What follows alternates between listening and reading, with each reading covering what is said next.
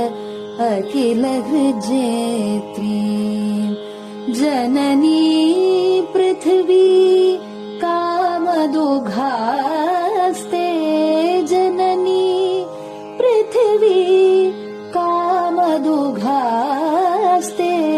जनको देवः सकल दयाळु जनको देवः सकल दयाळु दाम्यत दत्त दयध्वं जनतां दाम्यत दत्त दयध्वं जनतां श्रेयो भूयात् सकल जनानां श्रेयो भूयात् सकल जनानां श्रेयो भूयात् सकल जनानां श्रेयो भूयात् सकल जनानां श्रेयो भूयात् सकल जनानां. பெரிவாசரணம்.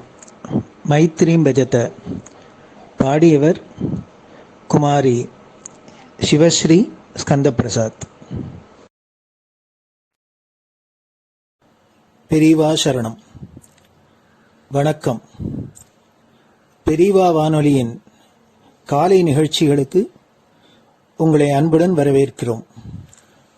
முதலில் பெரியவா சுப்பிரபாதம். பெரியவாச்சரணம். பெரியவா சுப்பிரபாதம். பாடியவர் ஸ்ரீமதி லதா ஸ்ரீதரன் அவர்கள்.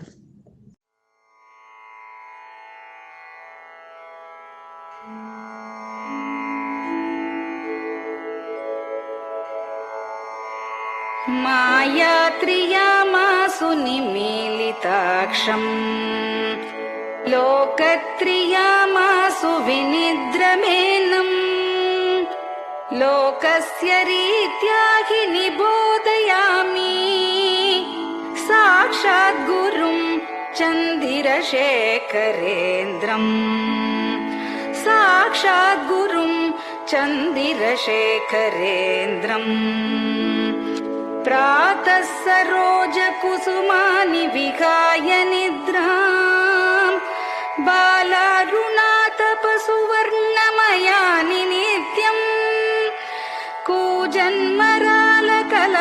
सरवैः स्तुवन्ति श्रीचन्द्रशेखर गुरो तव सुप्रभातम् श्रीचन्द्रशेखर गुरो तव सुप्रभातम् भृङ्गाश्च पीतमधुमत्तविलासिनिभिः युक्ताः सरोजवनजातसुरेणुपीताः त्वां स्तुवन्ति मधुरैः कलगुञ्जनैः स्वैः श्रीचन्द्रशेखर गुरो तव सुप्रभातम् श्रीचन्द्रशेखर गुरो तव सुप्रभातम्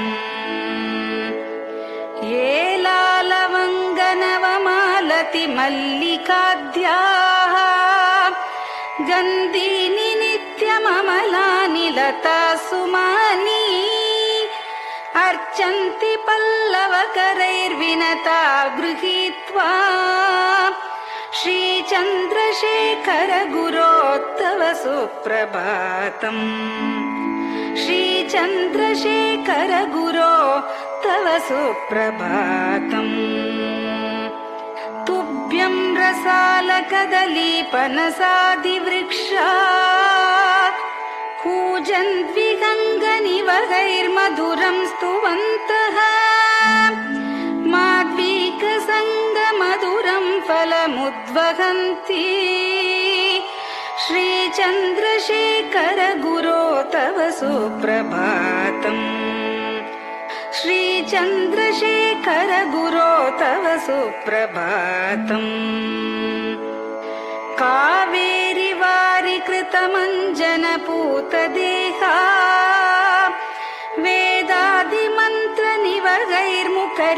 वेदादिमन्त्रनिवगैर्मुखरीकृताशाः विप्रास्तुवन्ति सततं नतमस्तकात्माम् श्रीचन्द्रशेखर गुरो तव सुप्रभातम् श्रीचन्द्रशेखर गुरो तव सुप्रभातम् भक्ताश्च ते विहितकर्मचया विशुद्धाः भक्त्यार्जिताखिल विशिष्टफलैकहस्ताः त्वद्दर्शनमगकरं परिलब्धुकामाः श्रीचन्द्रशेखर गुरो तव सुप्रभातम् श्रीचन्द्रशेखर गुरो तव सुप्रभातम् भूत्यासितेन वपुषा भुविशैव तत्त्वम् शक्त्यार्पितेन मनसा वरशाक्ततत्त्वम् नारायणेति वदता वदनेन विष्णोः तत्त्वं त्वया प्रकटितं तव सुप्रभातम् तत्त्वं त्वया प्रकटितं तव सुप्रभातम् स्वामिन् पदाब्जमधुपा इव भक्तलोकाः सेवां विधातुमधुना तव जागरूकाः उत्तिष्ठ पङ्कजपदानि निधाय भूमौ पूर्वं वदामि विनतस्तव सुप्रभातम् पूर्वं वदामि विनतस्तव सुप्रभातम् इत्यष्टकं शुभकरं कलिकल्मषघ्नम् भक्तेन केनचिदहो परिजल्पितं च उत्थाय जल्पति नरो विनत प्रभाते सन्मङ्गलानि लभते बहुधातिशीघ्रम् सन्मङ्गलानि लभते बहुधातिशीघ्रम् सन्मङ्गलानि लभते बहुधातिशीघ्रम्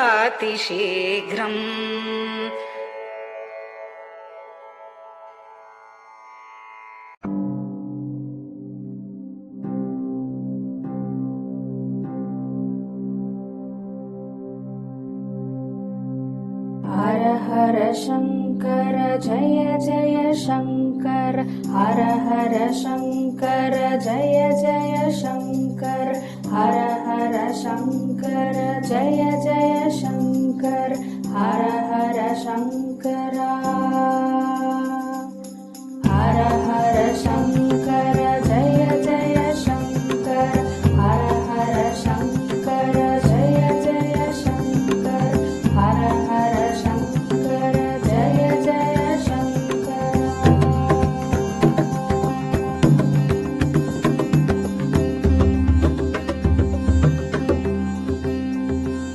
श्रुति स्मृति पुराणानाम् आलयं करुणालयं नमामि भगवत्पादम्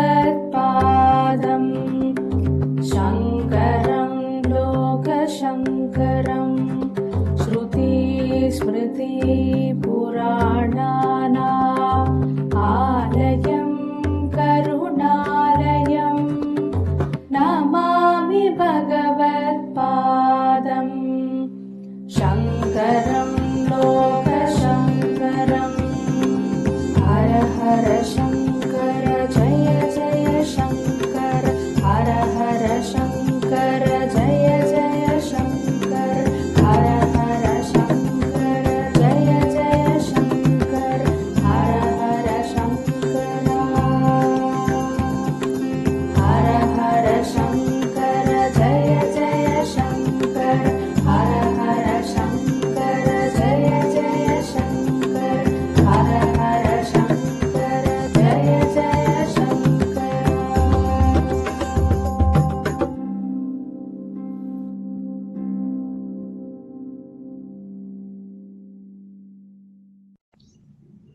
பெரியவாச்சரணம். பெரியவா கராவலம்பம். பாடியவர் ஸ்ரீமதி லதா ஸ்ரீதரன் அவர்கள். प्रातः स्मरामि भवदीयमुखारविन्दम् मन्दस्मितं च जनितापहरं जनानाम् प्रातः स्मरामि भवदीयमुखारविन्दम् मन्दस्मितं च जनितापहरं जनानाम् सम्पत्करीं च भवतोऽत्र कटाक्षलक्ष्मीं काञ्चीमठेश मम देहि करावलम्बम् सम्पत्करीं च भवतोऽत्र कटाक्षलक्ष्मीं काञ्चीमठेश मम देहि करावलम्बम् काञ्चीमठेश मम देहि करावलम्बम् काञ्चीमठेश मम देहि करावलम्बम् काञ्चीमठेश मम देहि करावलम्बम् प्रातः स्मरामि कलिदोषहराणि यानि हृद्यानि दिव्यमधुराणि मनोहराणि प्रातः स्मरामि कलिदोषहराणि यानि हृद्यानि दिव्यमधुराणि मनोहराणि वाक्यानि तेऽद्यवदनाम्बुजनिर्गतानि काञ्चीमठेश मम देहि करावलम्बम् वाक्यानि तेऽद्यवदनाम्बुजनिर्गतानि काञ्चीमठेश मम देहि करावलम्बम् काञ्चीमठेश मम देहि करावलम्बम् काञ्चीमठेश मम देहि करावलम्बम् काञ्चीमठेश मम देहि करावलम्बम् वक्षस्थलं विमलहेम समानवर्णम् भस्माङ्कितं जनमनोहर कुङ्कुमाक्तम् वक्षस्थलं विमलहेम समानवर्णम् भस्माङ्कितं जनमनोहर कुङ्कुमाक्तम् प्रातः स्मरामि भवतोऽत्र चिरं महात्मन् काञ्चीमठेश मम देहि करावलम्बम् प्रातः स्मरामि भवतोऽत्र चिरं महात्मन् काञ्चीमठेश मम देहि करावलम्बम् काञ्चीमठेश मम देहि करावलम्बम् काञ्चीमठेश मम देहि करावलम्बम् काञ्चीमठेश मम देहि करावलम्बम् मत्तेभतुल्यगमनं च निरीक्ष्यतेऽद्य यात्वावनान्तरमनन्तगजाश्च लीनाः मत्तेभतुल्यगमनं च निरीक्ष्यतेऽद्य यात्वावनान्तरमनन्तगजाश्च लीनाः प्रातः स्मरामि गजराजगतिं तवेदम् काञ्चीमठेश मम देहि करावलम्बम् प्रातः स्मरामि गजराजगतिं तवेदम्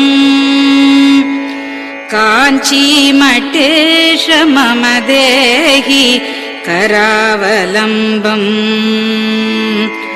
काञ्चीमठेश मम देहि करावलम्बम् काञ्चीमठेश मम देहि करावलम्बम् काञ्चीमठेश मम देहि करावलम्बम् दक्षेण दण्डमवलम्ब्य सदैतरेण हस्तेन चारुकलशं च विराजमानम्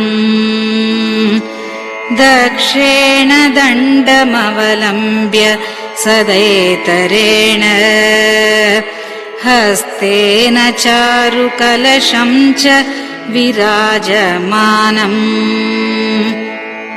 रक्ताम्बरं च तव चारु कटिं स्मरामि काञ्चीमठेश मम देहि करावलम्बम् रक्ताम्बरं च तव चारु कटिं स्मरामि काञ्चीमठेश मम देहि करावलम्बम् काञ्चीमठेश मम देहि करावलम्बम्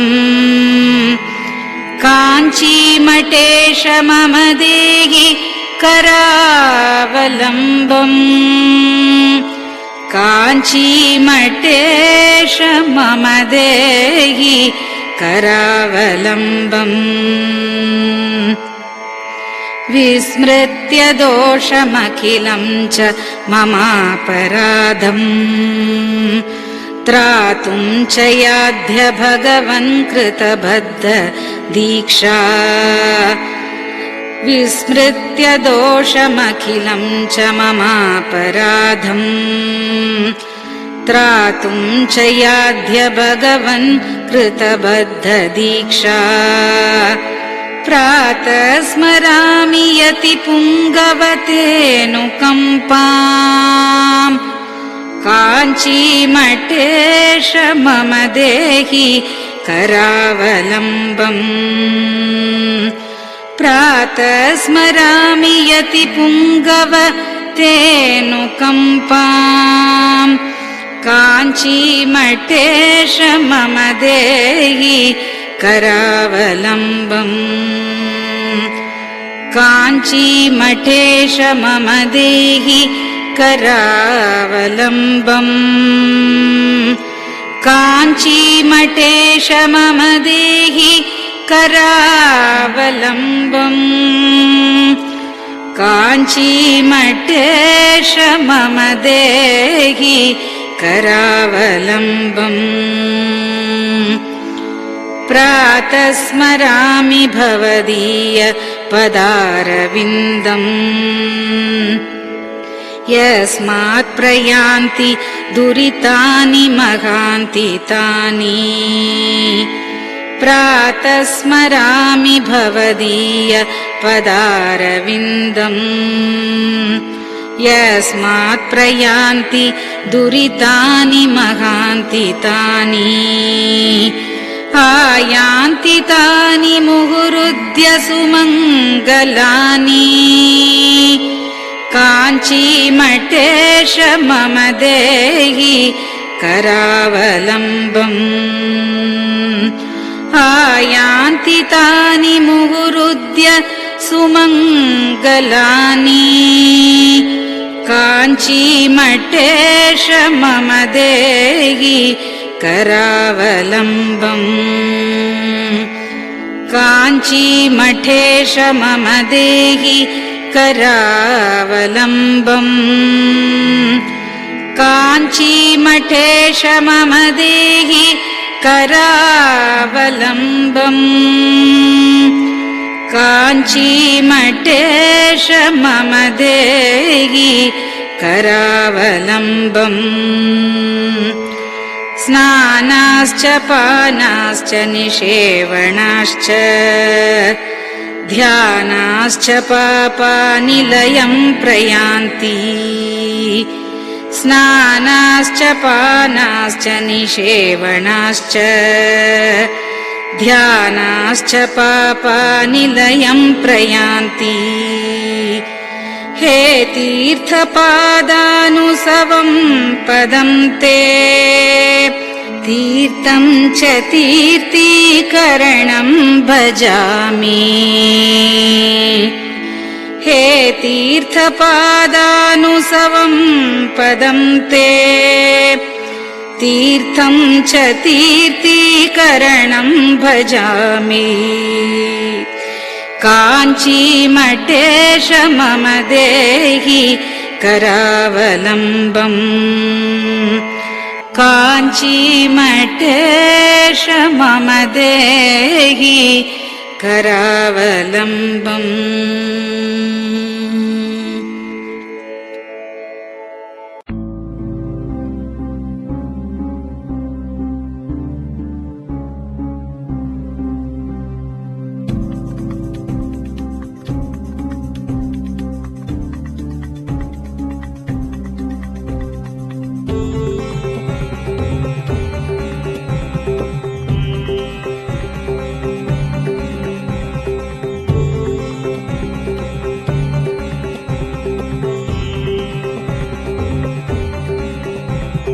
चन्द्रशेखर पाहि मां चन्द्रशेखर रक्ष मां चन्द्रशेखर पाहि मां जय चन्द्रशेखर रक्ष मां हर हर शम्भो शिव शिव शम्भो हर हर शम्भो शिव शिव शम्भो हर हर शम्भो शिव शिव शम्भो हर हर शम्भो शिव शिव शम्भो चन्द्रशेखर पाहि मां चन्द्रशेखर रक्ष मां चन्द्रशेखर पाहि मां जय चन्द्रशेखर रक्ष मां हर हर शम्भो शिव शिव शम्भो हर हर शम्भो शिव शिव शम्भो हर हर शम्भो शिव शिव शम्भो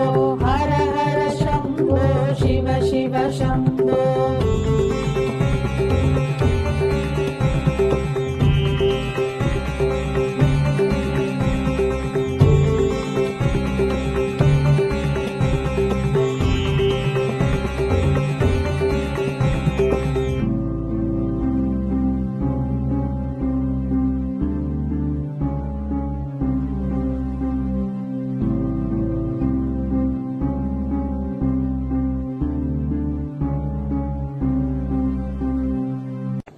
பெரியவா சரணம்.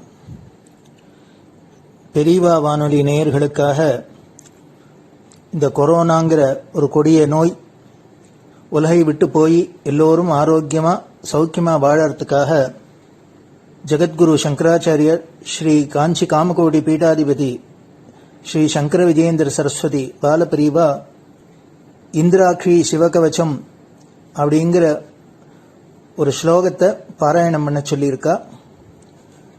அதனால குரு ஆணைப்படி இந்த இந்திராட்சி சிவகவச்ச ஸ்லோகத்தை பெங்களூர் பசவங்குடி ஸ்ரீ சத்குரு வேத பாடசாலை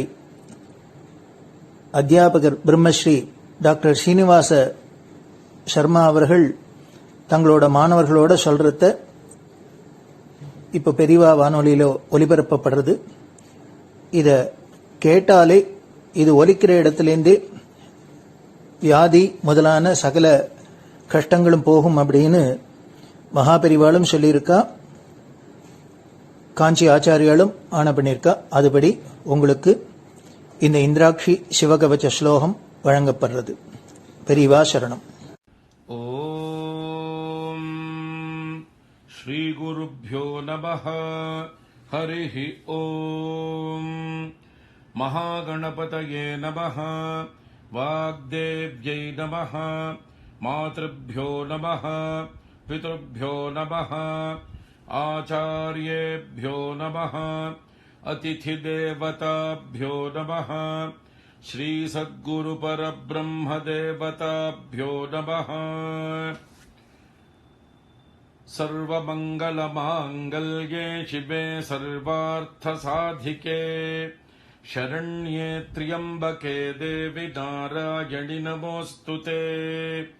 नमो देव्यै महादेव्यै शिवायै सततं नमः। नमः प्रकृत्यै भद्रायै नियताः प्रणतास्मताम्। ॐ श्रीजगदम्बायै नमः। अथ इन्द्राक्षी स्तोत्रम्।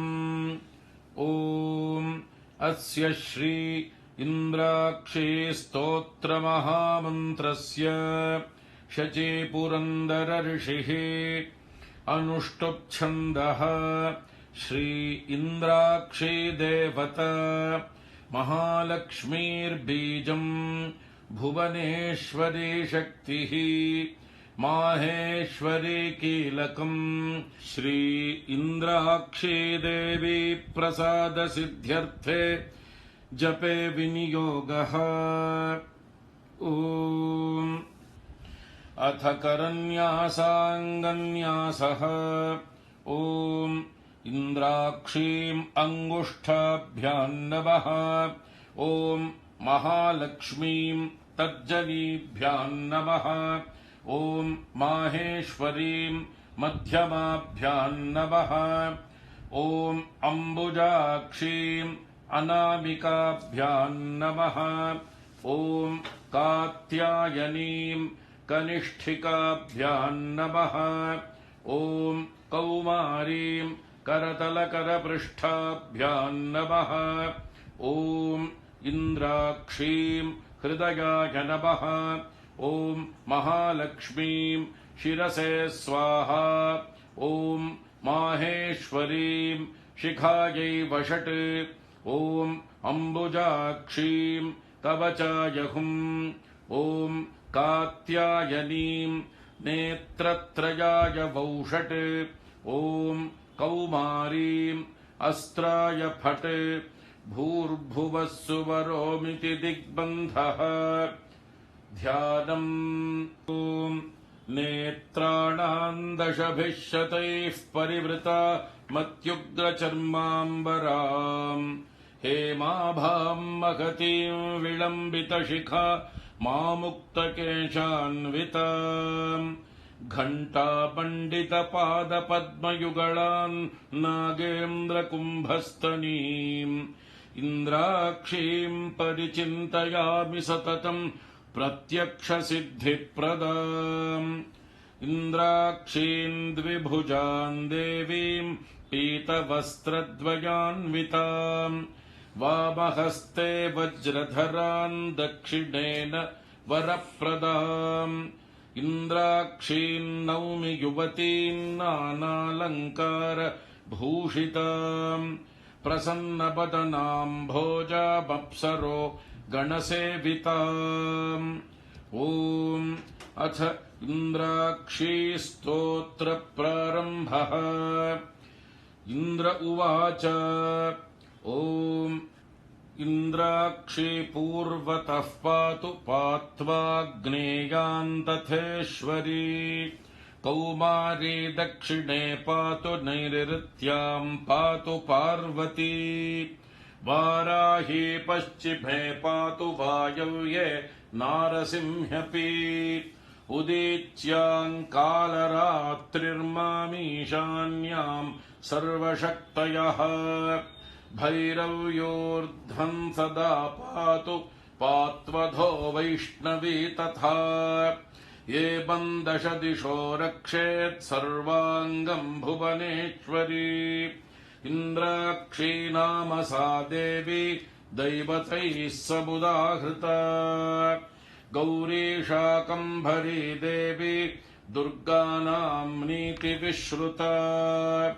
कात्यायनी महादेवी चण्डघण्टा महातपाः सावित्री सा च गायत्री ब्रह्माणी ब्रह्मवादिनी नारायणी भद्रकाली रुद्राणी कृष्णपिङ्गला अग्निज्वाला रौद्रमुखी कालरात्रि तपस्विनी मेघस्वना सहस्राक्षी विकटाङ्गी जडोदरी महोदरी मुक्तकेशी घोररूपा महाबला अजिता भद्रदानन्ता रोगहर्त्री शिवप्रिया शिवदूती कराली च शक्तिश्च परमेश्वरी आर्या दाक्षायणी चैव गिरिजा मेनकात्मजा महिषासुरसंहारी चामुण्डा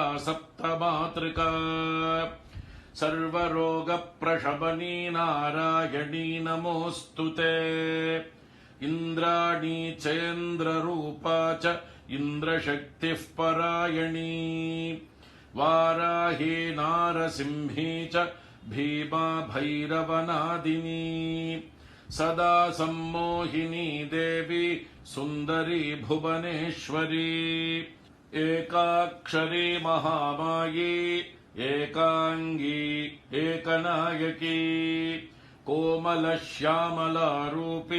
कोटिसूर्यप्रकाशिनी श्रुतिस्मृतिर्धृतिर्मेधा विद्यालक्ष्मी सरस्वती अनन्ता विजयापर्णा मानस्तोकापराजिता भवानी पार्वती दुर्गा हैमवत्यम्बिका जया शिवा भवानी रुद्राणी शङ्करार्धशरीरिणी ऐरावत गजारूढा वज्रहस्ता धनुर्धरा ऐन्द्री देवी सदा कालम् शान्तिमाशु करोतु मे एतैर्नामपदैर्दिव्यैस्तुता शक्रेण धीमता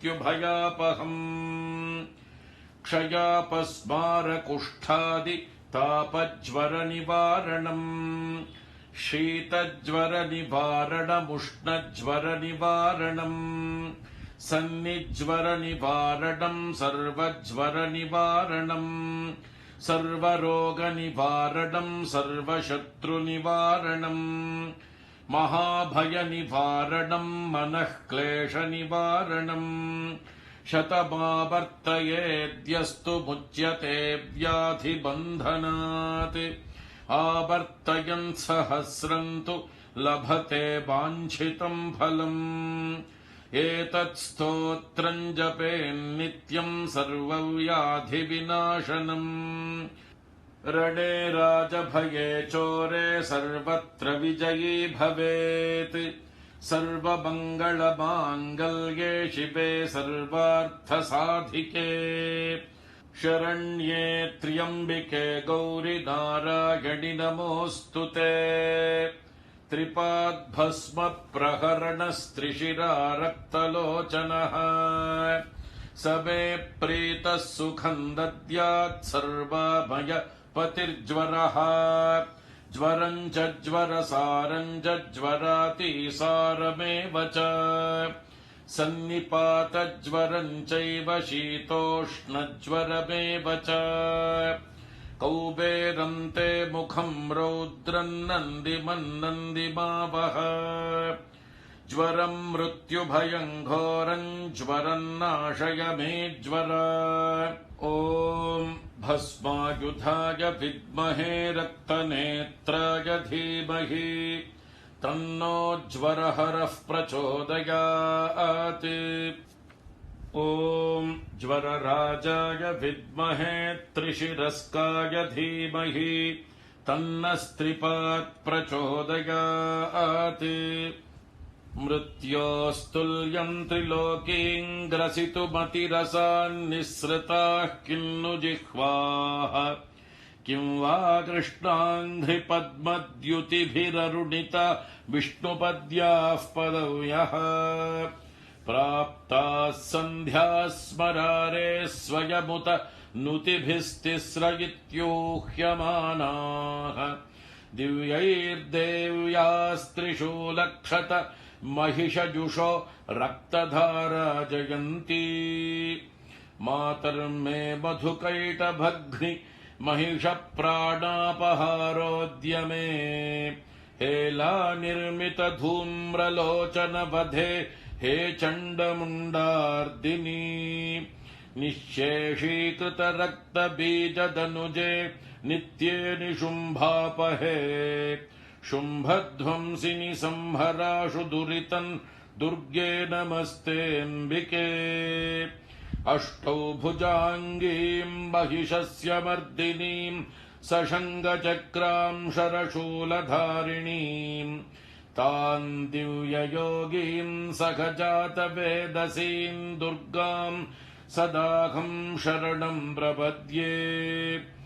महिषमस्तकनृत्यविनोदनस्फुटरणन्मणिनूपुरमेखला जननरक्षणमोक्षविधायिनी जयतु शुम्भनिशुम्भनिषूदिनी ब्रह्माणी कमलेन्दु सौम्यवदना माहेश्वरी लीलया कौमारी रिपुदर्पणाशनकरी चक्रायुधा वैष्णवी वाराही घनघोर घर्घरमुखी दंष्ट्री च चक्रायुधा चामुण्डा गणनाथ रुद्रसहिता रक्षन्तु माम् मातरः उद्धतौ मधुकैटभौ महिषासुरन्तु निहत्यतम् धूम्रलोचन चण्डमुण्डक रक्तबीज मुखांश्च तान् दुष्टशुम्भ निशुम्भमर्दिनि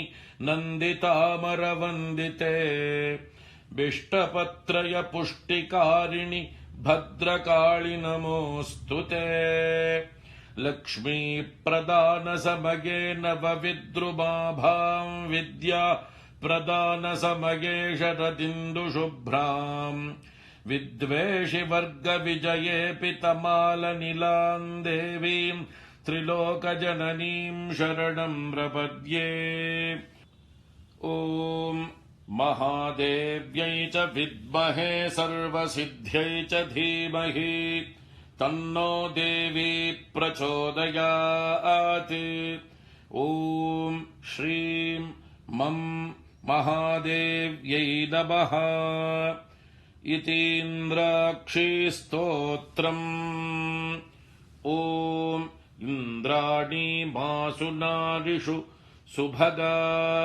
महमश्रवम् नह्यस्य अपरम् च न जरसा परते पतिर्विश्वस्मादिन्द्र उत्तरः ॐ इन्द्राणी मासु नारिषु सुपत्नी महमश्रवम् नह्यस्य अपरम् च न जरसा परते पतिः ॐ श्री इन्द्राक्षी परमेश्वर्यै नमः ॐ शान्ति शान्ति शान्तिः हरिः ॐ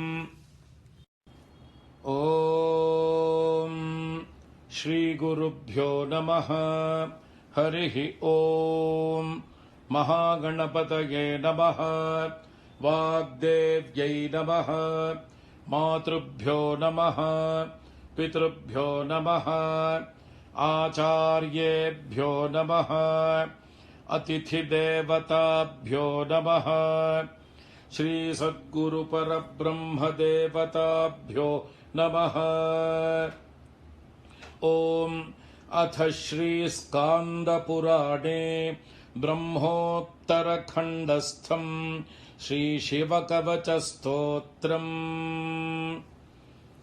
ॐ वागर्थाविपसम्पृक्तौ वागर्थप्रतिपत्तये जगतः पितरौ वन्दे पार्वती परमेश्वरौ माता च पार्वती देवी पिता देवो महेश्वरः बान्धवाः शिवभक्ताश्च स्वदेशो भुवनत्रयम् मृत्युञ्जयाय रुद्राय नीलकण्ठाय शम्भवे अमृतेशाय शर्वाय महादेवाय ते नमः। ॐ श्रीसाम्ब सदाशिव परब्रह्मदेवताभ्यो नमः। अस्य श्रीशिवकवचस्तोत्रमहामन्त्रस्य ऋषभयोगीश्वर ऋषिः अनुष्टुप्छन्दः श्रीसाम्ब सदाशिवो देवता ह्रां बीजम् ह्रीं शक्तिः ह्रूं कीलकम् श्रीसाम्ब सदाशिव प्रीत्यर्थे शिवकवचस्तोत्र जपे विनियोगः। अथ करन्यासः। ॐ नमो भगवते ज्वलज्ज्वालामालिने ॐ ह्रां सर्वज्ञशक्तिधाम्ने ईशानात्मने अङ्गुष्ठाभ्यां नमः। ॐ नमो भगवते ज्वलज्ज्वालामालिने ॐ नं ह्रीं नित्यतृप्तिधाम्ने तत्पुरुषात्मने तर्जनीभ्यां नमः। ॐ नमो भगवते ज्वलज्ज्वालामालिने ॐ मं ह्रूं अनादिबोध शक्तिधाम्ने अघोरात्मने मध्यमाभ्यां नमः। ॐ नमो भगवते ज्वलज्ज्वालामालिने ॐ शिं ह्रैं स्वतन्त्रशक्तिधाम्ने वामदेवात्मने अनामिकाभ्यां नमः। ॐ नमो भगवते ज्वलज्ज्वालामालिने ॐ वां ह्रौं नित्यमलुप्तशक्तिधाम्ने सद्योजातात्मने कनिष्ठिकाभ्यां नमः। ॐ नमो भगवते ज्वलज्ज्वालामालिने ॐ यं ह्रः अनन्तशक्तिधाम्ने सर्वात्मने करतलकरपृष्ठाभ्यां नमः। अथाङ्गन्यासः। ॐ नमो भगवते ज्वलज्ज्वालामालिने ॐ ह्रां सर्वज्ञशक्तिधाम्ने ईशानात्मने हृदयाय नमः। ॐ नमो भगवते ज्वलज्ज्वालामालिने ॐ नं ह्रीं नित्यतृप्तिधाम्ने तत्पुरुषात्मने शिरसे स्वाहा। ॐ नमो भगवते ज्वलज्ज्वालामालिने ॐ मं ह्रूं अनादिबोधशक्तिधाम्ने अघोरात्मने शिखायै वषट्। ॐ नमो भगवते ज्वलज्ज्वालामालिने ॐ शिं ह्रैं स्वतन्त्रशक्तिधाम्ने वामदेवात्मने कवचाय हुम्। ॐ नमो भगवते ज्वलज्ज्वालामालिने ॐ वां ह्रौं नित्यमलुप्तशक्तिधाम्ने सद्योजातात्मने नेत्रत्रयाय वौषट्।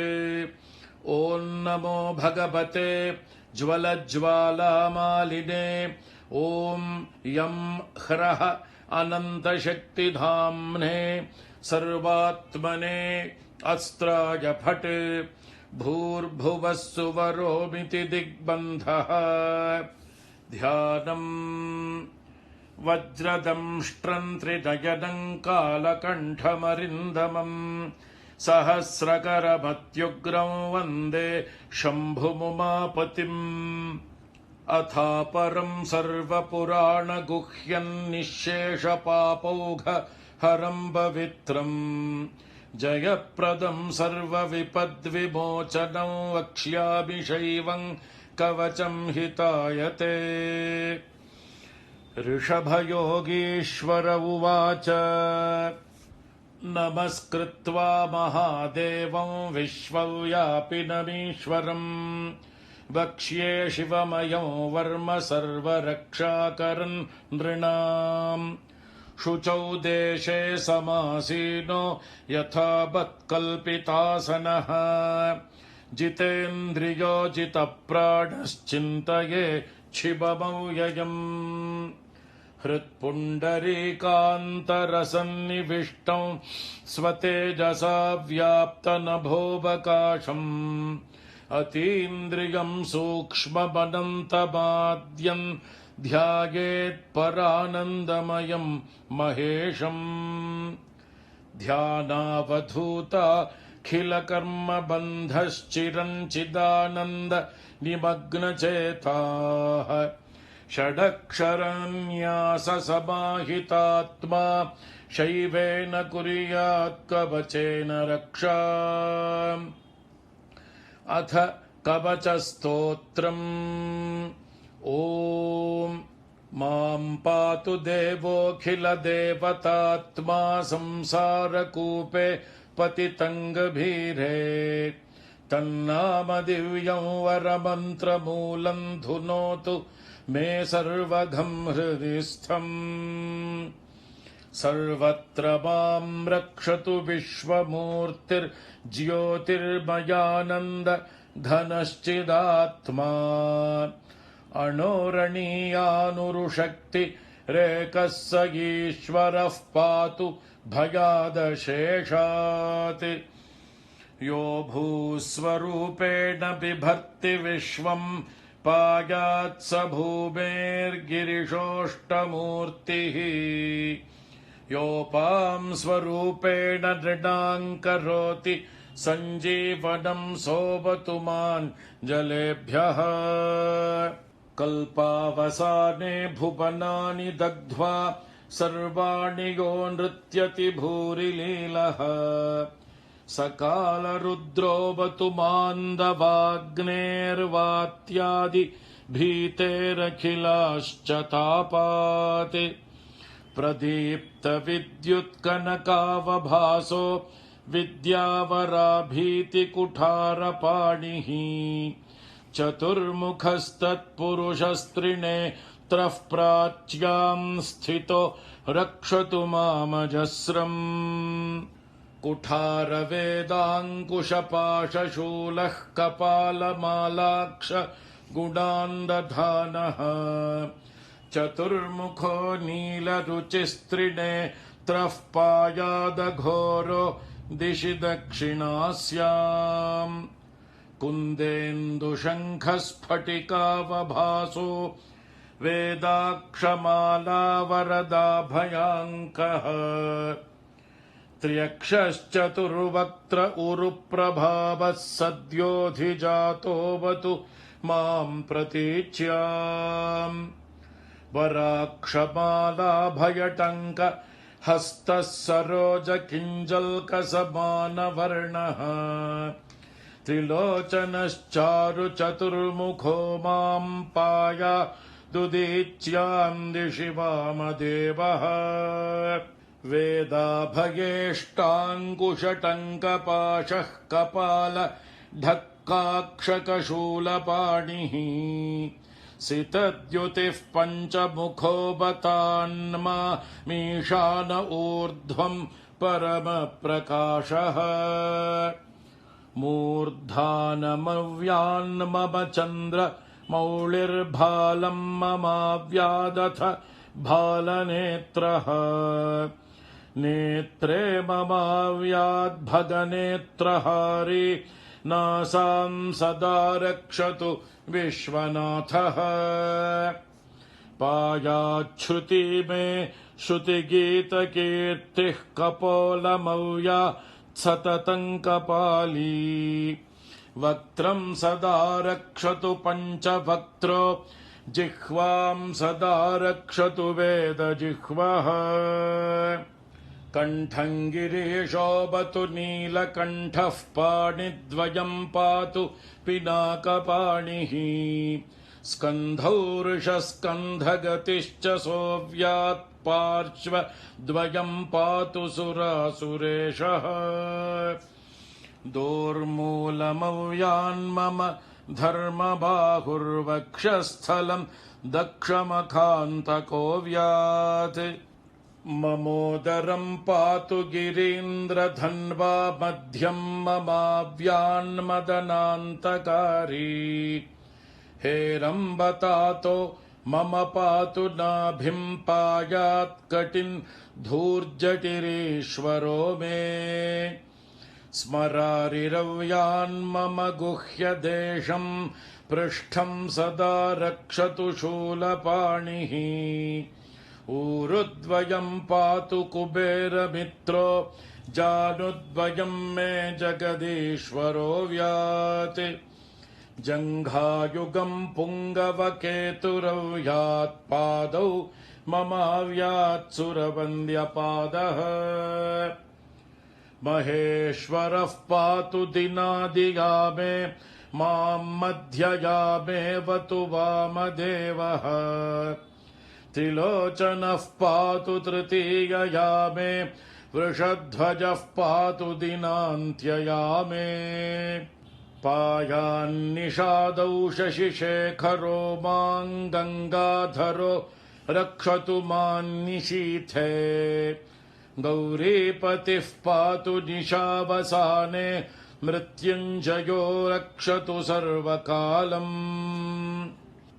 अन्तःस्थितम् रक्षतु शङ्करो माम् स्थाणुः सदा पातु बहिःस्थितम् माम् तदन्तरे पातु पतिः पशूनाम् सदाशिवो रक्षतु माम् समन्तात् तिष्ठन्तमव्याद्भुवनैकनाथः पाया ध्वरजन्तम् प्रमथाधिनाथः वेदान्तवेद्योऽवतु मान्निषण्णम् मामव्ययः पातु शिवशयानम् मार्गेषु माम् रक्षतु नीलकण्ठः शैलादिदुर्गेषु पुरत्रयारिः अरण्यवासादिमहाप्रवासे पायान्मृगव्याधौदारशक्तिः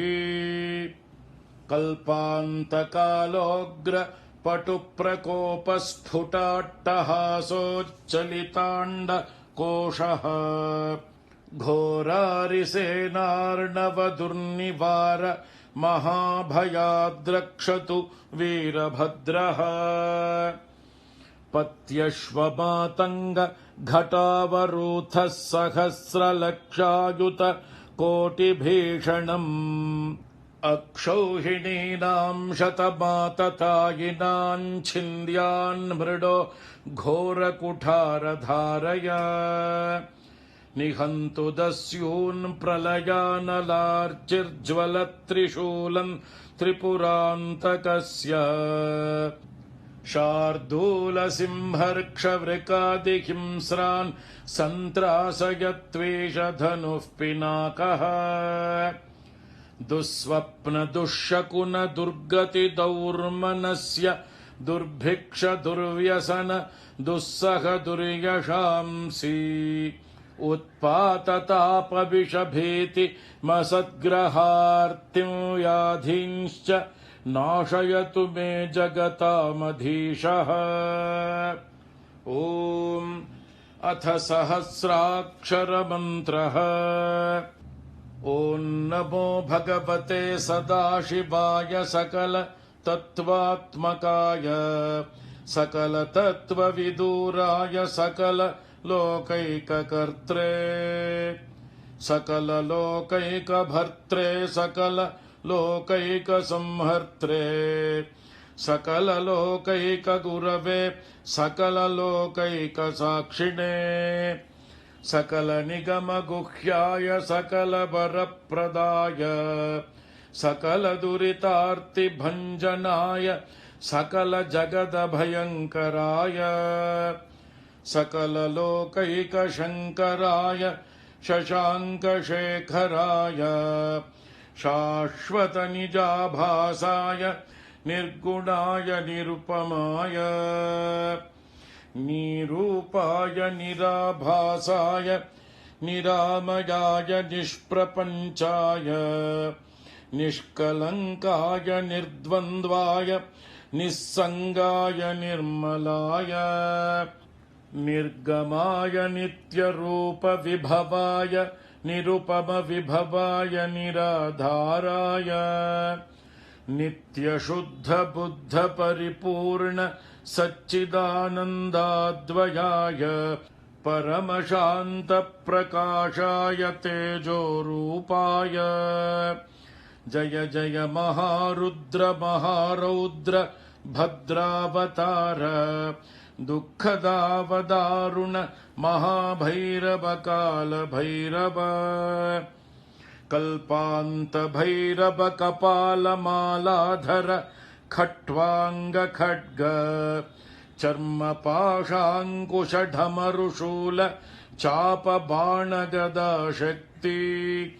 भिण्डिपालतोमरमुसलमुद्गर पट्टशपरशू परिघभुषण्डेशतघ्नि चक्राद्यायुधभीषणकर सहस्रमुखदंष्ट्राकरालवदन विकटाट्टहास विस्फाटित ब्रह्माण्डमण्डल नागेन्द्रकुण्डल नागेन्द्रहार नागेन्द्रवलय नागेन्द्रचर्मधर मृत्युञ्जय त्र्यम्बक त्रिपुरान्तक गंगाधर विरूपाक्ष विश्वेश्वर विश्वरूप वृषभवाहन विषभूषण सर्पभूषण विश्वतो मुख सर्वतो मां रक्ष रक्ष ज्वल ज्वल प्रज्वल प्रज्वल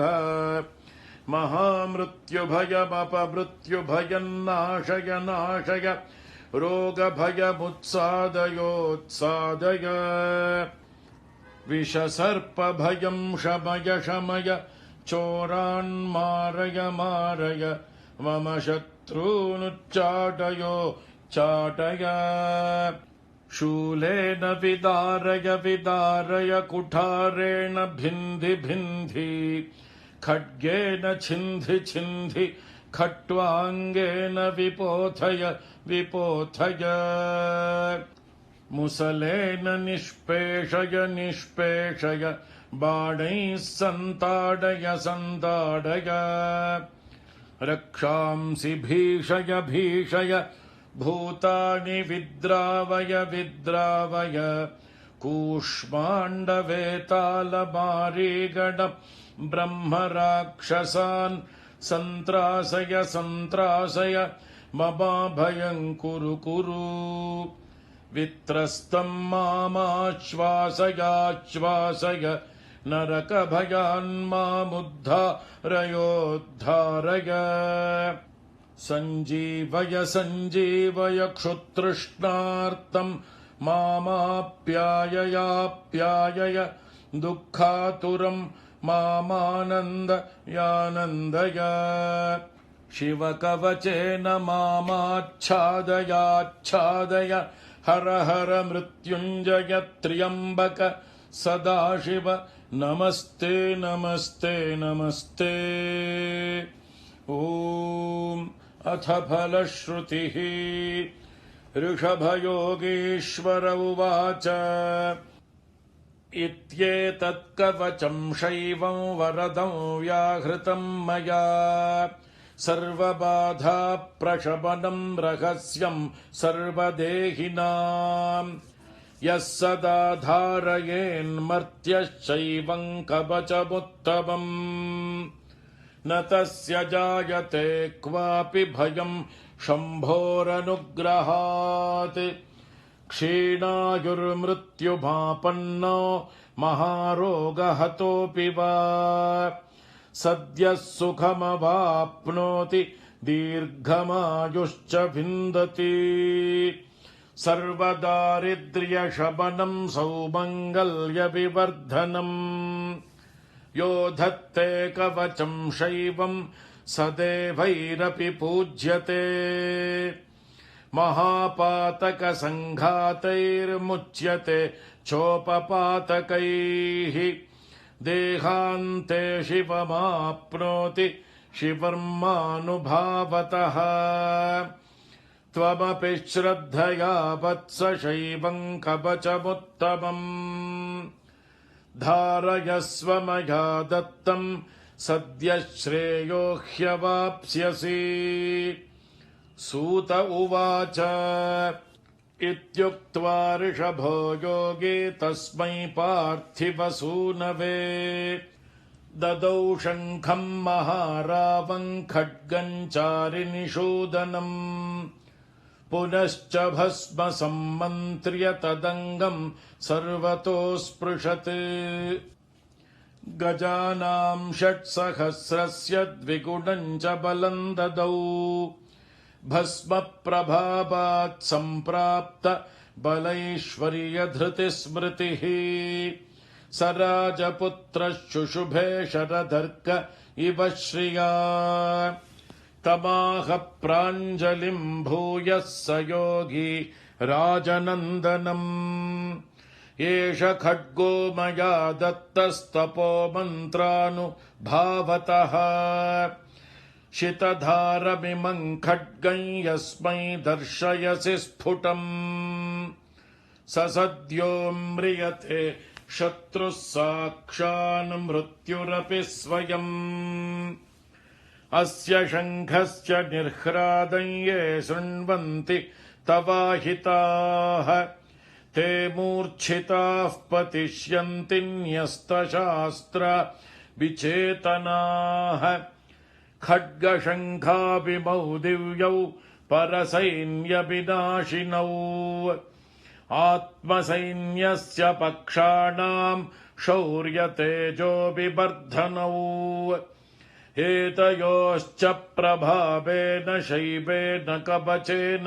च 2,600 नागानां बलेन महतापि च भस्मधारणसामर्थ्याच्छत्रुसैन्यं विजेष्यसि प्राप्त्य सिंहासनं पित्र्यङ्गोप्तासि पृथिवीमिमाम् इति भद्रायुषं सम्यगनुशास्य समातृकम् ताभ्यां सम्पूजितः सोऽथ योगी स्वैरगतिर्ययौ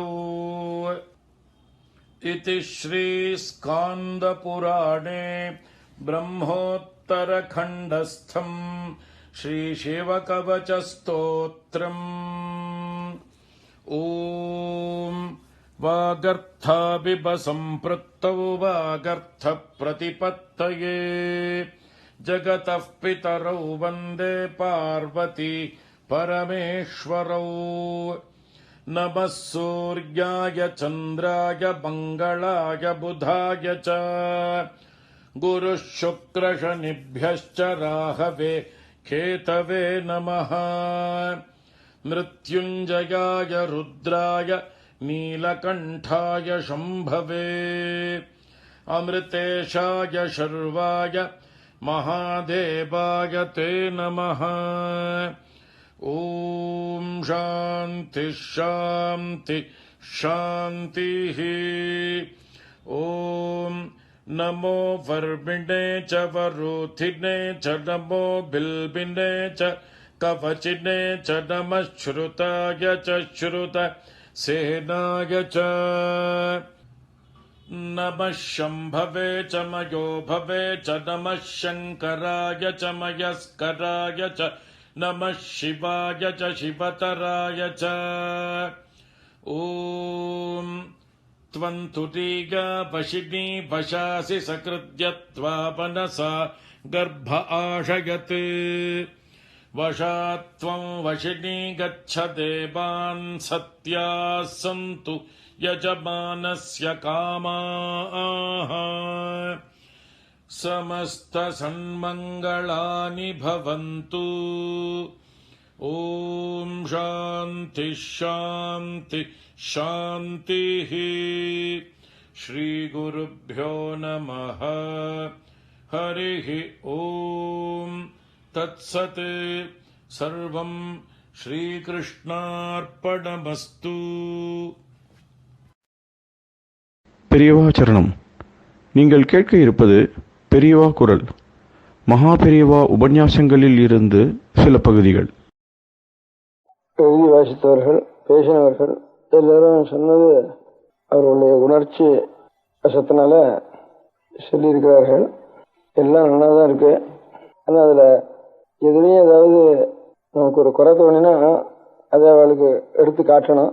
அநேகமாக சொன்னவள் எல்லாரும் ஒரு விஷயத்து கூட சேர்த்துட்டே வந்து ஒரு விஷயத்த மாத்திரம் சேர்த்துட்டே வந்து சொல்லியிருக்கா. இந்த நான் இத்தனை நாள் ஒரு வருஷத்துக்கு மேலாக நான் அநேக நாள் உபன்யாசங்கள்லாம் பண்ணியிருக்கேன். அந்த உபன்யாசங்களில் சொன்னபடி நாம் எல்லாரும் நடக்கணும். நாம் நடக்கிறது அந்த மாதிரி சொன்னபடி நடக்கிறது தான் அவர்களுக்கு நாம் செய்ய முடியாத கைமாறு பிரத்யுபகாரம். இந்த ஒரு அபிப்பிராயம் எல்லாரும் பேஷண்ட்டு சொல்லலை, அவாவா தனித்தனியாக ஒவ்வொருவரும் அந்த ஒரு அபிப்பிராயத்தை ஒன்று சேர்த்து சொல்லிட்டு இருக்கா. அது ஒன்று மாத்திரம் சொல்லாமல் இருந்தால் எனக்கு இன்னும் திருப்தியாக இருக்கும். ஏன்னா என்னுடைய திருப்திக்காக தான் இவ்வளவு எழுதி வாசிச்சிருக்கா, இவ்வளவு பேசியிருக்கா. அந்த ஒரு விஷயம் மாத்திரம் ஆனால் சொல்லிவிட்டா. இனிமேல் சொல்லாமல் இருந்தால் திருப்தியாக இருக்குன்னு சொல்லி பிரயோஜனம் இல்லை. இனிமேல் அதை நினைக்காம இருந்தால் போகிறோம். இனிமேல் ஆக வேண்டிய காரியம் அதை நினைக்காம இருக்கணும். ஏன்னா இப்போ இத்தனை நாள் நான் உபன்யாசம் பண்ணி அந்த உபன்யாசப்படி இன்னும் நடக்க வேண்டியது பாக்கி இருக்கு. எல்லாரும் அந்த பாக்கி இருக்கிறத பூர்த்தி பண்ணிடணும் அப்படின்னு இனிமேல் நாமெல்லாம் சொன்ன உபதேசத்தில் ஏதாவது ஒரு அம்சத்தையாவது நாம் பூர்த்தி பண்ணிவிட்டா அதுதான் அவர்களுக்கு நாம் செய்ய வேண்டிய பிரத்யுபகாரம்னு சொன்னத்தில் இன்னும் எல்லாரும் செய்யலை. சிலது இத்தனை நாள் செய்யாது இனிமேல் செய்ய போகிறா அப்படின்னு அர்த்தம் பண்ணுறதாகும் அது. அதனால நாம் சொல்றதெல்லாம் எல்லாரும் செய்து விடுறா செய்ய நினைக்கிறதே ஒரு கணக்கு பார்த்துட்டு ஒரு காரியம் செய்ய தெரியாதவன்னு அர்த்தம் இருக்கு. நாம் சொல்றதெல்லாம் எல்லாரும் செய்து போறான்னு நினைச்சோம்னா சாத்தியம் இல்லை. இல்லை எவ்வளவோ அநேக இடைஞ்சல்கள் இருக்கும் உலகத்துல. முதல்ல நம்பிக்கை வரணும். நம்பிக்கை வந்ததுக்கு அப்புறம் முடியும் சில பேரால் சில காரியம் முடியும், சில காரியம் முடியாது. அந்த மாதிரி அநேக காரியங்கள் இருக்கு. அதனால எல்லாரையும் எல்லாருடைய வாழ்க்கைகளையும் அடியோடு மாற்றிடுவோம்னு நினைச்சுண்டு ஒரு ஒரு காரியத்துக்கு பிரவர்த்திச்சாலன்னா அதுவே அவளுக்கு சரியா பட்ஜெட் போட தெரியல, சரியா பிளான் போட தெரியலன்னு அர்த்தம். அதனால ஆனா உலகத்துல சில பேர்னால சிலருடைய உபதேசங்கள்னாலேயோ சிலருடைய நூல்கள்னாலேயோ உலகத்துல இன்னும் சிலருடைய வாழ்க்கை முறை மாறுகிறது என்பது சில இடங்கள்ல பார்க்கிறோம். அநேக மதஸ்தாபர்கள் பூர்வத்தில் இருந்திருக்க. அந்த மதஸ்தாபர்களால அநேக மாறுதல்கள் ஒரு காலங்களில் ஒரு புரட்சிகள் நடந்திருக்கு என்பது வாஸ்தவம்தான். ஆனா என்ன அபிப்பிராயம், அதெல்லாம் அவர்களுடைய உபன்யாசத்தினால நடக்கல. உபன்யாசத்தினால ஒண்ணுமே நடக்காது அப்படின்னு அபிப்பிராயம் எனக்கு. பிரச்சாரத்தினாலேயோ உபன்யாசத்தினாலேயோ தற்காலத்துல ஒரு சந்தோஷம் உற்சாகம் அது ஏற்படுமே தவிர ஸ்திரமான ஒரு மாறுபாடு என்பது உபன்யாசத்துல நடக்காதுன்னு என் அபிப்பிராயம். இப்ப இது வரைக்கும் சொன்ன எல்லாரும் இத்தனை நாள் நாம் உபன்யாசத்தை கொண்டுட்டோம். அந்த உபன்யாசத்துல கொஞ்சமாவது நாம் செய்ய வேண்டாமா, அதை அனுஷ்டானத்துக்கு கொண்டு வர வேண்டாமா அப்படின்னு சொல்லியிருக்க. இந்த உபன்யாசத்தை கேட்டு ஏதானும் ஒரு மாறுபாடு ஏற்பட்டிருக்குமானா அது இத்தனை நாளைக்குள்ள எவ்வளவு மாறுபாடு ஏற்பட்டதோ அவ்வளவுதான். அதுவும் உபன்யாசம் முடிஞ்ச உடனே அதுவும் கொஞ்சம் கொஞ்சம் குறைஞ்சு போயிடும். அதில் உபன்யாசத்தினால் ஏற்பட்ட மாறுபாடுங்கிறது வெறும் தற்கால உற்சாகத்தினால ஏற்படக்கூடியது. அதனால இதை நான் பார்த்திருந்தா தப்பு. அதனால அது சொல்றதும் இத்தனை நாள் சரியா முழுக்க செய்யல, கொஞ்சம் கொஞ்சம் தான் செய்திருக்கோம், இன்னும் பாக்கி முழுக்க செய்யணும் அப்படின்னு சொல்றதும் எனக்கு ஒரு அவமானமா இருக்கு. ஏதாவது ஒருத்தருடைய மனசுல அவர்களுடைய இதுவரைக்கும் இருந்த பழக்கத்தை கொஞ்சம் மாற்ற வேணும். மாற்றினா அவர்களுக்கு நல்லது. சில பழக்கங்கள் நல்லதுக்கு இல்லாம கொஞ்சம் கெடுதலான பழக்கங்கள் அநேகம் வந்துட்டு நம்ம தேசத்துல ஜனங்களுக்கும் வந்துட்டுது அப்படின்னு அபிப்பிராயம் இருந்தா அதே அவர்களுடைய பழக்கத்தை மாற்ற வேணும் என்றால் இந்த மாற்றுவதற்கு வேண்டிய ஒரு சக்தியினால ஆகுமே தவிர உபன்யாசத்தினால் ஆகாது. அந்த சக்தி என்ன? திருநாள் மந்திரம் பண்றதா, இல்ல வேற ஏதாவது வருஷம் பண்றதா, என்ன பண்றது? இது வரைக்கும் எங்கேயாவது உலகத்துல அநேக ஒரு மனுஷனுடைய வாழ்க்கையோ நல்வழி கொஞ்சம் அவனுடைய முறையை மாற்றி கொஞ்சம் வேறு தினசாக கொண்டு வந்திருக்கிறதோ இது வரைக்கும் என்ன மாதிரி நடந்திருக்குன்னா, யாருக்கு ஜனங்களுடைய ஒரு பழக்கங்கள்லாம் நல்ல பழக்கமாகணும், அவர்களெல்லாம் நல்ல க்ஷேமத்தை அடையணும் அப்படிங்கிற எண்ணம் இருக்கோ அந்த நல்ல பழக்கத்தை தானே அனுஷ்டிக்கணும். உபன்யாசமே பண்ண வேண்டாம். அவ சொன்ன மாதிரி கடைசியில் தம்பரான் சொன்ன மாதிரி எங்கேயானு ஒரு காட்டில் உட்காந்துருந்தான்னா கூட இப்போ எங்கேயோ உட்காந்துருந்தார். இப்போ நம்ம காலத்திலேயே கொஞ்சம் ராமகிருஷ்ண பரமஹம்சா இப்போ ஊரூரா என்னாட்ட யாத்திரை பண்ணலை, ரமணர் யாத்திரை பண்ணலை, இப்போ அரவிந்த் கோஷ் யாத்திரை பண்ணலை. இருக்கிற இடத்துல ஜனங்கள் தானா போய் சேர்றதுக்கு ஆரம்பிச்சா. அவர் அரவிந்த் கோஷ் கூட இன்னொரு வேடிக்கை, அவர் கர்மயோகின்னு அவர் பத்திரிகை போட்டிருந்தார். கர்மயோகம் தான் பிரதானம்னு சொல்லிட்டு இருந்தார். இந்த சன்னியாசிகள்லாம் எல்லாத்தையும் விட்டுட்டு அவட்ட எங்கேயானு போய் தனியாக உட்காந்துருக்கிறதுங்கெல்லாம் தப்பு, உலகத்துக்காக உழைக்கணும் அப்படின்னு சன்னியாசாசிரமத்தினுடைய ஒரு முறைங்கிறது உலகத்தை விட்டுட்டு திறந்து விட்டு எங்கேயோ போய் உட்காந்துருக்கிறதா சன்னியாசாசிரமம்னு சொல்ற அந்த கொள்கை, அது தப்பு. உலகத்துக்காக கர்மயோகம் பண்றதுக்கு தான் உழைக்கிறது. அதனால இந்த சன்னியாச முறை சரியில்லை, கர்மயோக முறை தான் சரி அப்படின்னு அதையே தான் பிரச்சாரம் பண்ணிட்டு இருந்தார் அரவிந்த கோஷர். ஆனால் சன்னியாசம் பண்ணிட்டு ஆச்சாரியர் 2-3 ஆச்சாரியர் சங்கராச்சாரிகளோ ராமானுஜாச்சாரிகளோ மத்வாச்சாரிகளோ இருக்கிறவோ யதீந்திராள்னு அவளுக்கு பேர் யதீந்திராள்னு விட்டு அவள் என்ன பண்ணியிருக்கா, ஒரு நாள் இருந்த இடத்துல ஒரு நாள் இல்லாமல் அது மட்டுக்கும் ஒரே உலகம் முழுக்க இன்னும் 2 தரம் 3 தரம் ஆசை ஹிமாச்சலம் சஞ்சாரம் பண்ணிட்டு இருக்கா அந்த சன்னியாசிகள். இவர் கர்மயோகத்தை பிரதானம் பண்றவர் அந்த உள்ள விட்டு வெளியில வருது இல்லைன்னு உட்காந்துட்டாரு. புத்துமே பார்க்க கூடாது, அந்த உள்ள விட்டு வர்றது இல்லைன்னு சொல்லிட்டாரு அவர் கர்மயோகியா இருக்கிறவர். அந்த மாதிரி மாறுதலா இருக்கு. அதனால யாரையாவது யாருடைய ஒருத்தர் பழக்கத்தை பழக்கம் அவளுக்கு நல்லது இல்லை, அந்த பழக்கத்தை மாற்றணும் அப்படின்னு நமக்கு ஆசை இருந்தானா அந்த அனுஷ்டானத்தை நாம் செய்யணும். நம்ம மனசுல அதை நம்பிக்கை வரணும். உபன்யாசம் பண்ணா கூட நம்பிக்கை இல்லாமே உபன்யாசம் விடுவோம். முதல்ல நமக்கு நம்பிக்கை வரணும். நம்பிக்கை வர்றதுக்கு அப்புறம் நம்ம முதல்ல சரி பண்ணிக்கிறதுக்கு நம்மளால முடியுமான்னு முதல்ல பார்த்துக்கணும். நீ அதை பண்ணு இது பண்ணுன்னு வெய்யறது ரொம்ப சுலபம். யாராவது ஒருத்தனுக்கு இன்னொருத்தனுடைய பழக்கத்தை மாற்ற முடியுமானால் அதுக்கு உபன்யாசமே வேண்டாம். அவன் எத்தனைக்கு எத்தனை அவனுடைய அதுல ஒரு நல்ல நம்பிக்கையும் முடிய வரைக்கும் தன்னை அவன் அடக்கிக்கொண்டு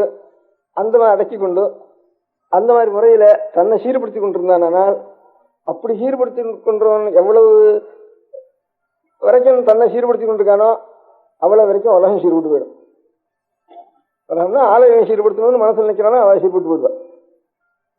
அதனால என் அபிப்பிராயம், அது உங்களுக்கு ரொம்ப கடுமையா தோணினாலும் கூட உலகம் இப்ப நான் சொல்றபடி எல்லாரும் கேட்கலன்னு உங்களுக்கெல்லாம் கூட ரொம்ப பரிதாபப்படுறீங்களேன்னுண்ட. ஒருத்தரும் தனித்தனியா பரிதாபப்படுற. நான் சொன்னது ஒருத்தரும் கேட்க மாட்டேங்கிறாளே, இன்னும் எல்லாம் கேட்டா தேவையில்லையே அப்படின்னு. அந்த பரிதாபம் என்ன இதில் பண்ணணும்னா, அவளை என்ன அடைக்கின்ற முடியாத சக்தி அவ்வளவுதான் எனக்கு இருக்கு. என்னை எவ்வளவு அடைக்கின்ற சக்தி எனக்கு இருக்கோ அது வரைக்கும் நீங்க எல்லாம் புரிஞ்சிருக்க. இன்னும் எவ்வளவு புரிஞ்சணும்னு ஆசைப்படுறீங்களோ அவ்வளவு எனக்கு பேர் உங்களுக்கு இருக்கு. நான் சுவாமியை பிரார்த்திக்கிறேன், இல்லை சுவாமி பிரார்த்திக்கிட்டு கஷ்டப்படுறதோ பிரயோசனப்படுறதோ என்னைக்காவது நான் சுத்தபுருஷன் ஆயிட்டேன்னா நீங்க எல்லாரும் சுத்தம் விடுற. உபன்யாசம் பண்ணதுனால பிரயோஜனம் இல்லை. ஆனா இப்ப நான் உபயோகப்பட்டதுக்கு வந்து 1 வருஷம் உபன்யாசம் பண்ணிருந்தேன். இது வேலை கிட்ட வேலை உபன்யாசத்தான் சொல்றேன். 1 வருஷம் போகுது அப்படின்னு எனக்கு தோன்றது. அவெல்லாம் சொன்ன மாதிரி பட்டத்துக்கு வரணும்னு ரொம்ப பேர் பிரார்த்திச்சா, ரொம்ப நாளா பிரார்த்திச்சா அப்படின்னு சொல்லிட்டு எவ்வளவு பேர் பிரார்த்திச்சாலும் எனக்கு என்ன பிடிவாதமா வரமாட்டேன்னு சொல்லிட்டு இருக்கிறது ஒரு பிடிவாத சுகங்கிறது ஒரு தப்பு தானே அப்படின்னு, அதுதான் என்னத்துக்கு அப்படின்னு இந்த பிடிவாதத்தையாவது விட்டுடுவோம் அப்படின்னு. பிடிவாதம்னு ஜனங்கள் நினைச்சுட்டேன்னா அது ஒரு குறையா தோன்றது, அநேகம் பேருக்கு ஒரு குறையா தோன்றது. அது வரைக்கிட்டோம்ட்டு எல்லாரும் திருந்து வளாசி நான் எல்லாரும் இத்தனை பேர் சரியா இனிமே சிகை வச்சுண்டு சஞ்சாவந்தனம் பண்ணிட்டு பிரம்மேஜம் பண்ணிட்டு அப்படி இருந்தா தான் ஒரு ஏன்னு சொன்னா, நான் என்ன நினைச்சேன், அப்படியாவது சரி அது முடியாத காரியம் எப்படி வர்றதுன்னு தானா தள்ளி போட்டுருவாளுங்கிறதுக்காக சொன்னேன். தவிர இது நான் வரத்துக்காக இது பண்ணிட்டானா அது பிரயோஜனம் இல்லை, அது சாஸ்திரமா இருக்கும் இருக்காது, நான் போன உடனே அது சரியா போயிடும். அதனால இந்த காரணத்தினாலேயாவது உபயோகம் இல்லாத காரியத்துக்கு எதுக்காக கூப்பிடுறா பட்டணத்துக்கு நம்ம, அதனால பிரயோஜனம் இல்லாத காரியத்துக்கு நான் இது பண்ணுவானேன்னு சொல்லி ஏதாவது ஒரு அவளுக்கு ஒரு சமாதானப்படுத்தி பண்ணலாம்ங்கிறதுக்காக இது சொன்னது. அப்புறம் வெறும் பிடிவாதத்து பிடிச்சுட்டு உட்காந்துருக்கேன்னு சொன்னா அது வேண்டான்னு வருது. ஆனா வந்ததுக்கு அப்புறம் வெறும் நிச்சயங்காலம் வந்து உபன்யாசம் பண்ணிட்டு இருப்பானே, ஒரு மாசம் 1.5 மாசம் வரைக்கும் அதிகமா ஒன்றும் சொல்லலாம். அதுக்கப்புறம் இது என்னத்துக்கு இந்த உபன்யாசம் ராத்திரி முழுக்க இதெல்லாம் ஒரு கச்சேரி மாதிரி இருக்கு, அழகா இருக்கு, கேட்கறதுக்கு திருப்தியா இருக்கு, அது எதுக்காக இந்த காரியம் செய்யணும் அப்படின்னா அது நான் நினைச்சேனோ இல்லையா தானா ஒரு பிரயோஜனம் ஏற்பட்டிருக்கு. எனக்கு தானே ஒரு சந்தேகம் தானே, ஒரு புஸ்தகத்துல சந்தேகம், ஒரு பதத்துக்கு அர்த்தம் தெரியல, இந்த பச்சளைக்கு ஏதோ ஒரு பாஷையில புரியாத பாஷையில் இருக்கு, ஒரு பச்சளைக்கு அர்த்தம் என்ன பேர் என்ன அப்படிங்கிறதெல்லாம் சந்தேகம் தானே. வேறு தானே ஒரு பாஷையில ஒரு பதத்துக்கு அர்த்தம் தெரியலன்னா நாம் அதை தேடி கண்டுபிடிக்கிறதுன்னா ஒரு 10 நாள் ஆகுது. ஒரு 10 பேர் 20 பேர் உட்காந்துட்டு இருந்தானா அந்த சமயத்தில் எடுத்து போட்டா சட்டுன்னு எந்த சந்தேகம் இருந்தாலும் ஒவ்வொருத்தருக்கும் ஒவ்வொன்று தெரிஞ்சிருக்கு, உடனே அதுக்கு தெளிவு ஏற்பட்டு போயிடுறது. அந்த மாதிரி ஜனங்கள்லாம் நிறைய பட்டணத்துல கூடியிருக்கா, இப்போ படிச்சவாளும் நிறைய கூடியிருக்கா, சாஸ்திரத்துல படிச்சவாளும் கூடியிருக்கா, லௌகிகத்துல படிச்சவாளும் கூடியிருக்கா, அன்னைக்கு பாஷையில் படிச்சவாளும் கூடியிருக்கா. இந்த மாதிரி கூடியிருக்கிற இடத்துல நாம் சில அபிப்பிராயங்கள்லாம் வச்சுட்டு இருக்குவேன். இந்த அபிப்பிராயங்கள்லாம் சரியா ஏறுறதா, எல்லாரும் சரியா எடுத்துக்கிறாளா, முதல்ல அபிப்பிராயம் சரியா இருந்தா அப்புறம் அந்த அபிப்பிராயத்துல நமக்கு நம்பிக்கை வருதா, அதுக்கப்புறம் நாம அனுஷ்டானம் பண்ண முடியுறதாங்கிற அப்புறம் பின்னால பார்த்துக்கும். அந்த மாதிரி நமக்கும் திடமான நம்பிக்கை வந்து நாமும் நம்ம அடைக்கிண்டு நம்ம அனுஷ்டானம் பண்ண முடியாத சக்தி வந்துதானே அப்ப ஏதாவது நான் ஆரண்ட பிரியமா இருக்கும், அவளுக்கும் கொஞ்சம் அந்த சக்தி அவளுக்கும் வரும். அது இல்லாம நீ அதை பண்ண இதை பண்ணுன்னு சொல்லிட்டு இருந்தோம்னா அது பிரயோஜனம் இல்லாத காரியம். நான் ஏதாவது சொல்லிட்டு இருந்தா கூட அதெல்லாம் ஆபீஸ் வாங்கி விடுறேன். அதனால நான் வந்ததுல எனக்கு ஒரு பிரயோஜனம் ஏற்பட்டது. நிறைய என்னென்னமோ அபிப்பிராயங்கள் ரொம்ப நாளா இருக்கிறதுல தோணிட்டே இருந்தது. அதெல்லாம் நிச்சயம் ஆயிரக்கணக்கான ஜனங்களை வச்சுண்டு அப்படியே அநேகமா படிச்ச ஜனங்களையும் வச்சுண்டு சொல்லிகிட்டே இருந்தோம்னா அவன் அநேக உபன்யாசங்களே நான் இது அப்படிதானே நானே எனக்கு சந்தேகத்தை கேள்வி கேட்டு அநேகம் பேர் அதுன்னு சொல்லியும் இருக்கேன். பாதி உபன்யாசம் நான் கேட்டு அவ பதில் சொல்ல முடியாத உபன்யாசங்கள் தான் பாதி இருந்திருக்கு. அதுவும் அநேகமா இந்த இப்ப இந்த சாத்துர் மாசத்துல ராத்திரி கீதோபன்யாசங்கிறதுல நான் உபன்யாசம் பண்ணதே குறைச்சல், இருந்த உபன்யாசம் பண்ணதான் ஜாஸ்தி. அதனால ஒவ்வொருத்தரையும் உபன்யாசம் அதுதான் அப்பப்போ தெளிவுபடுத்திருந்தேன் அந்த விஷயங்களை. அதனால நாம் சில அபிப்பிராயங்கள் என்னன்னோ ரொம்ப நாளா 50 வருஷம் பெருன்னு உட்காந்துருந்தோம்னா உள்ளே உட்காந்துருந்தோம்னா வீடு வாசல் அந்த பொறுப்பு இல்லாம சுவாமியில போய் உட்காந்து 50 வருஷம் உள்ளே உட்காந்துருந்தா என்னென்னமோ மனசுல தோணிட்டு இருக்கும் இல்லையா, அந்த தோணினதெல்லாம் சரிதானா அதெல்லாம் அலசி விடுவோம். அந்த எண்ணம் இல்லை தானே அலச முடியாத பிரயோஜனம் ஏற்பட்டது இங்க வந்ததுனால. ஏன்னா வரலேன்னு சொல்லிட்டு இருக்காளே, பிடிவாதம் சொல்லிட்டு இருக்காளேன்னு அப்படி தோணாம இருக்கணும் ஜனங்களுக்குன்னு அதுக்காகவும் போயின்னு போனேன். அதுக்கப்புறம் கொஞ்சம் கொஞ்சமா 10 நாள் இருப்போம்ட்டு மெயில் பேப்பர் கூட போட்டான். 10 நாள் ஸ்டேனே போட்டான், 13 நாள் ஸ்டேயோ 11 நாள் ஸ்டேயோ முதல்ல வந்த நாளே போட்டான். நானும் இப்படி கிராக்கி பண்ணிட்டு தான் இப்போ 1.5 வருஷம் ஆயிட்டு எனக்கு. அதனால முதல்ல உபன்யாசம் பண்ற உத்தேசமே இல்லை. இருந்ததுக்கு அப்புறம் இப்படியே ஏதாவது வெறும் இருக்கிறத இருந்தா உட்காந்துருக்கோம், இல்லவனா வெறும் பேச்சா போறது, இல்லவனா ஜனங்கள் தரிசனம் வருது, அதுவும் சிரமமா தான் இருக்கும் உடம்புக்கு. அந்த சிரமத்துக்கு இதையாவது ஏதோ நமக்கு தோணுன அபிப்பிராயங்கள் சொல்லிட்டே இருப்போமே இருக்கு. அதுல கொஞ்சம் அதை கிரகிக்கக்கூடியவா நீங்க இன்னும் கொஞ்சம் ஜாஸ்தி கிடப்பா இந்த ஊர்ல கிரகிச்சு அந்த சமயத்துல சட்டுன்னு உபன்யாசம்னு பதில் சொன்னா போனா கூட தனித்தனியா பேசிக்கிற சமயத்துல கொஞ்சம் அதுல நமக்கு கொஞ்சம் தெளிவு ஏற்படும் அப்படிங்கிற ஒரு ஆசையினால அது பிரயோஜனப்பட்டு எனக்கு. இப்போ நான் பட்டணத்துக்கு வந்தது காட்டிலும் அநேக அபிப்பிராயங்கள் எனக்கு இன்னும் கொஞ்சம் தெளிவுபட்டு இருக்கு. அது ஒரு பிரயோஜனம் இப்ப இங்க வந்ததுக்குடைய பிரயோஜனம் எனக்கு தெளிவுபட்டுருக்கு. அதனால நான் உத்தேசமே நீங்கெல்லாம் முந்தியும் நீங்கெல்லாம் அனுஷ்டானம் பண்ணணுங்கிற உத்தேசம் இல்லை, பின்னாலேயும் அனுஷ்டானம் பண்ணுங்கிற உத்தேசம் கிடையாது. நீங்க அதை பண்ணுங்கன்னு சொல்லி பிரயோஜனம் இல்லை. தானா உங்களிடத்துல எனக்கு பக்தி வந்ததுன்னா தானா பண்றதுக்கு ஆரம்பிச்சு. ஆனா இதுவரையும் கொஞ்சம் கொஞ்சம் பண்றதுன்னா அவ்வளவு பக்தி வந்திருக்குன்னு அர்த்தம். முழுக்க வரலன்னா அவ்வளவு பக்திக்கு நான் இன்னும் பாத்திரம் ஆகலன்னு அர்த்தம். அதனால ஏன் நான் பாத்திரம் ஆகலைன்னா நான் என்ன இன்னும் சுத்திப்படுத்திக்கல அப்படின்னு அர்த்தம். அதனால நான் என்ன சுத்திப்படுத்திக்கணும்னா சுவாமிகிட்ட உங்களுக்கெல்லாம் நல்ல இப்போ கடைசியில நம்ம கவர்னர் ஜெனரலா இருந்தவர் சொன்ன விஷயத்துல சொன்ன நமக்காக பகவானை பிரார்த்திங்கோன்னு சொன்னார். அவர் கேட்டுன்றது அப்படி மரியாதையாக கேட்டுட்டார். எனக்காக பகவான் நான் பிரார்த்திச்சுக்கணும். எனக்கு பகவானை பிரார்த்திச்சுட்டா நான் சுத்தமாயிட்டா நீங்களாம் சுத்தமாயிடுது. என்னென்று உங்களுக்கு எல்லாம் அன்பு இருக்கிறதுனால எனக்கு பகவான் அனுகிரகம் பண்ணிட்டாருன்னா உங்களுக்கெல்லாம் தானே அனுகிரகம் வந்துடுறது அப்படின்னு உங்களுக்கெல்லாம் நல்ல புத்தி வரணும், நல்ல தர்மத்துல ஸ்ரத்தை வரணும் அப்படின்னு பிரார்த்திக்கிறத காட்டிலும் எனக்கு என்னன்னா அந்த அனுபவம் வரணும், எனக்கு வரணும்னு அந்த நான் பிரார்த்திச்சேன்னா அதான் அர்த்தம் அதுக்கு இன்னும் நான் வச்சுட்டேன் இல்லை. அதனால அவர் சொன்னாலும் சொல்லாமனாலும் அதுதான் அது ஒன்றும் வழி, வேற எல்லாம் வேணாலும் வேற வழியே கிடையாது.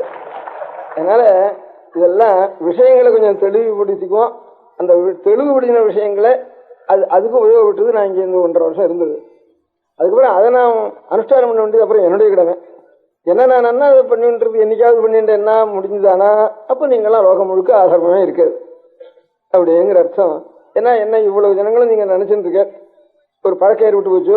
எனக்கு பழக்கம் எனக்கு நல்லா என்ன நான் சுத்தம் பண்ணிக்கிறதுக்கு முடிஞ்சுதானா எனக்கு தெரியாதவா கூட சுத்தமாயிடுவா. ஆகையால் நீங்கெல்லாம் இவ்வளவு ஜனங்கள் நித்தியம் ஒரு 1.5 வருஷம் பழகி இவ்வளவு ஆகிட்டு ஆனால் நீங்க சுத்தப்படுறதுல சந்தேகமே இல்லை. அதனால நான் பண்ண வேண்டியது பிரார்த்தனை பண்ணி என்ன சுத்தப்படுத்திட்டு நான் எதை இப்போ நல்லா ஏதோ சாஸ்திரம் அஸ்திரம் அது லௌகிகம் எல்லாத்தையும் கலந்துக்கிறது இதுதான் தத்துவம் இப்படிதான் இருக்கணும் அப்படின்னு என்ன மனசுல நான் முடிவு கட்டின்னு இருக்கேன். இப்போ இந்த ஒரு வருஷம் உபன்யாசம் பண்ணதுல இருந்து அதே அனுபவம் பண்றதுக்கு பெரிய காரியம். ஒரு சின்ன போட்டோ அட்ஜஸ்ட் பண்ணிக்கிறதுக்கே சிரமமா இருக்கு, ஒண்ணுக்கு அட்ஜஸ்ட் பண்ணிக்கிறதுங்கிறது. குடும்பத்தில் அட்ஜஸ்ட் பண்ணிக்கிறது எவ்வளவு சிரமமா இருக்கு, ஒவ்வொரு மனுஷனுடைய லைஃப் அட்ஜஸ்ட் பண்ணிக்கிறது எத்தனை சிரமமா இருக்கு. விஷயம் தெரிஞ்சா கூட அந்த அட்ஜஸ்ட்மெண்ட் தான் சரியா போக்கஸ் ஆறதுங்கிற இதுல இந்த போக்கஸ் ஆறதுதான் கஷ்டமா இருக்கு ஒரு வாழ்க்கையிலையும். அந்த போக்கஸ் நான் போக்கஸ் பண்ணிட்டேன்னா அப்புறம் உங்களுக்கு எல்லாம் தானா ஸ்ரத்த வந்துடும். அது இல்லைன்னா அதுக்காக உங்களுக்கு குத்தம் இல்லை. அதனால நீங்க இதுக்காக கஷ்டப்பட வேண்டாம். நம்ம பிரியா சொன்னாலே நம்ம பண்ணலையே அவள் சொன்னாலே அப்படின்னு துக்கப்பட்டா துக்கம் தான் மிச்சம். அதனால ஒன்றும் துக்கப்பட வேண்டாம். ஏதோ நாங்க ஏதோ இந்த மாதிரி விஷயங்களை சாவகாசப்பட்ட சமயத்துல இப்படியே நாம் அலசிக்கிற மாதிரி அலசிங்க, அவ்வளவுதான் முடியும். அதுக்கு மேல அனுஷ்டானம் பண்றதுங்கிறதுக்கு நம்முடைய பழக்கம் தான் காரணம். இவ்வளவு தூரமாவது இங்க இந்த விஷயத்துக்கு பாக்கி எத்தனையோ விஷயங்களுக்கு ஜனங்கள் சேர்ந்து இந்த விஷயங்களை ஒரு கண்ணுக்கு ஆனந்தமா ஒரு பாட்டு கேட்கறதோ அல்லது ஒரு சித்திரமான ஒரு படங்கள் பார்க்கறதோ ஒரு நாடகங்கள் பார்க்கறதோ அல்லது நாட்டியங்களை பார்க்கறதோ இப்படி அதுல இந்திரியங்களுக்கு தற்கால விஷயம் இருக்கிறதுல ஜனங்கள் நிறைய சேர்றது. அது இல்லாம ஒரு கதைகளை கேட்கறது அப்படின்னு பரந்தநாத கதை சொல்றா, ஸ்ரீராமகிருஷ்ணன் பாகவதம் சொல்றான்னா அதுல ஒரு கதையில் இருக்க முடியாதுன்னா அது கதாத்வாரா கொஞ்சம் தர்மம் அங்க ஒரு கதையை வச்சுருந்து தர்மம் சேர்றது. அப்படி அதுக்கு ஜனங்கள் சேர்றது. இல்லாமனா ஒரு பெரிய ராஜாங்க கட்சிகள் அநேக இதுகள் இருந்தானா அதுல ராஜாங்கத்துல இருந்து பெரிய மனுஷாலும் இருந்தாலும் சரி, ஜனங்களுடைய ஒரு கட்சி அபிமானத்தினாலும் சரி அதையும் ஜனங்கள் சேர்றது. அது ஒன்றும் இல்லாம இந்த மாதிரி சத்விஷயங்களை ஏதோ கதையும் இல்லை, பாட்டும் இல்லை, கூத்தும் இல்லை, கட்சியும் இல்லை, ராஜாங்க சம்பந்தமும் இல்லை. இருந்தாலும் இந்த விஷயங்களை பத்தி நாம் அலசறதுக்காக எனக்கு நீங்கள்லாம் உபயோகப்பட்டு அதனால நீங்கள்லாம் க்ஷேமமா இருங்க. அதுக்கு நீங்க உபயோகப்பட்ட பரியந்தான் முடிஞ்ச சமயத்துல அதை ஞாபகப்படுத்திங்க. அதான் ஞாபகப்படுத்தின்தான் வரும்.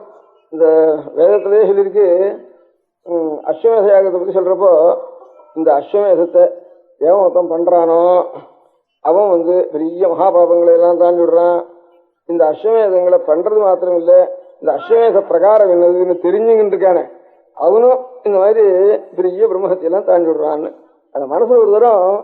இப்ப நான் அவங்களெல்லாம் வச்சுட்டு 1.5 வருஷம் அநேக விஷயங்களை சர்ச்சை பண்ணி அலசி எனக்கு ஒரு தெளிவுபடுத்தினேன்னு சொன்னேனே, அந்த மாதிரி அநேகம் பேர் தெரிஞ்சவளும் இங்கே சேர்ந்து இருக்கிறதுனால நான் தெளிவுபடுத்தினேன். அந்த மாதிரி நீங்களும் அதே மாதிரி அது ஒண்ணு மாதிரி இதெல்லாம் நாம் என்னவா இருக்கணும், நாம் இருக்கிறது எப்படி அப்படிங்கிறத மனசுல மாத்திரம் சாவகாசம் இருக்கிற சமயத்துல ஆலோசி பார்த்துங்க, அவ்வளவுதான்.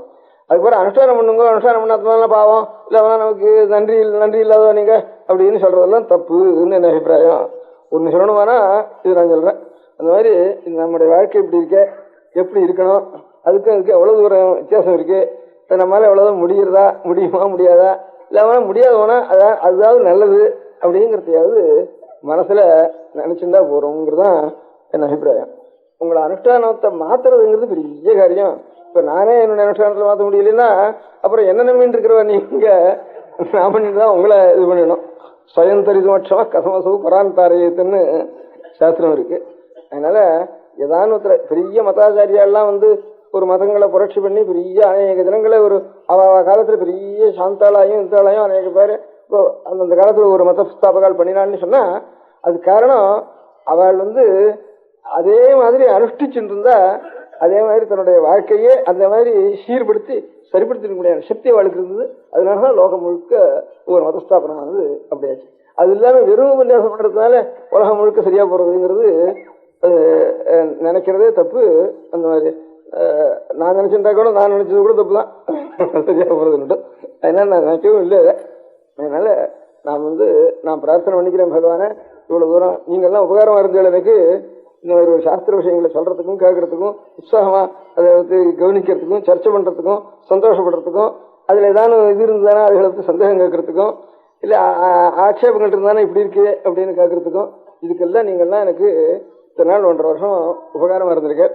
அந்த விஷயத்துல எனக்கு ரொம்ப தெளிவுபடுத்திட்டேன்னா இன்னும் கொஞ்சம் பகவானை நான் பிரார்த்திச்சுட்டு இருக்கேன். என்ன பகவான் சுத்தப்படுத்தி என்னை சுத்தப்படுத்தணும்னு ஒரு பிரார்த்தனை பகவானத்தில் நான் பண்ணிக்கணும். பண்றேனோ இல்லையா, பண்ணிக்கணும்னு நினைவாது இருக்கேன். பண்ணும் இப்ப இந்த பேசுறதுனாலதான் அந்த நினைவாவது வருது. இல்லைன்னா அது கூட வராது பேசுறதுனால. அதில் அதை நான் பண்ணிக்க வேண்டியது என்னுடைய கடமை. அப்படி பண்ணி என்னைக்காவது எனக்கோ இன்னும் யாருக்கோ யாரு இந்த பண்ணாலும் சரி யாருக்காவது அந்த மாதிரி பகவத் அனுகிரகம் ஏற்பட்டு அவள் தன்னுடைய ஆத்மாவை சரியா சீர்படுத்திட்டானா அப்போ சட்டுன்னு லோகம் முழுக்க சரியாயிடும். அப்ப அந்த மாதிரி அனுஷ்டானங்கள் முழுக்க மாறணுமானா அந்த மாதிரி சரியாகும். அப்படி மாறலன்னா புத்தினாலேயாவது அப்பப்போ ஆலோசிச்சுட்டு கொஞ்சம் நாம் தெளிவுபடுத்திட்டு இருந்தா இது நல்லது அப்படிங்கிற எண்ணமாவது இருந்ததுன்னா அதுவே நமக்கு க்ஷேமத்தை உண்டு பண்ணும் அப்படின்னு. புத்தினாலேயாவது இது நல்லது, நாம் இருக்கிறது நம்மளால முடியல, அதனால கொஞ்சம் முடிஞ்ச வரைக்கும் ஏதாவது எப்போ முடிகிறதோ அப்போ பூர்த்தி ஆகட்டும் அப்படிங்கிற எண்ணமாவது இருந்து இருக்கிறதா ரொம்ப சந்தோஷம் எனக்கு.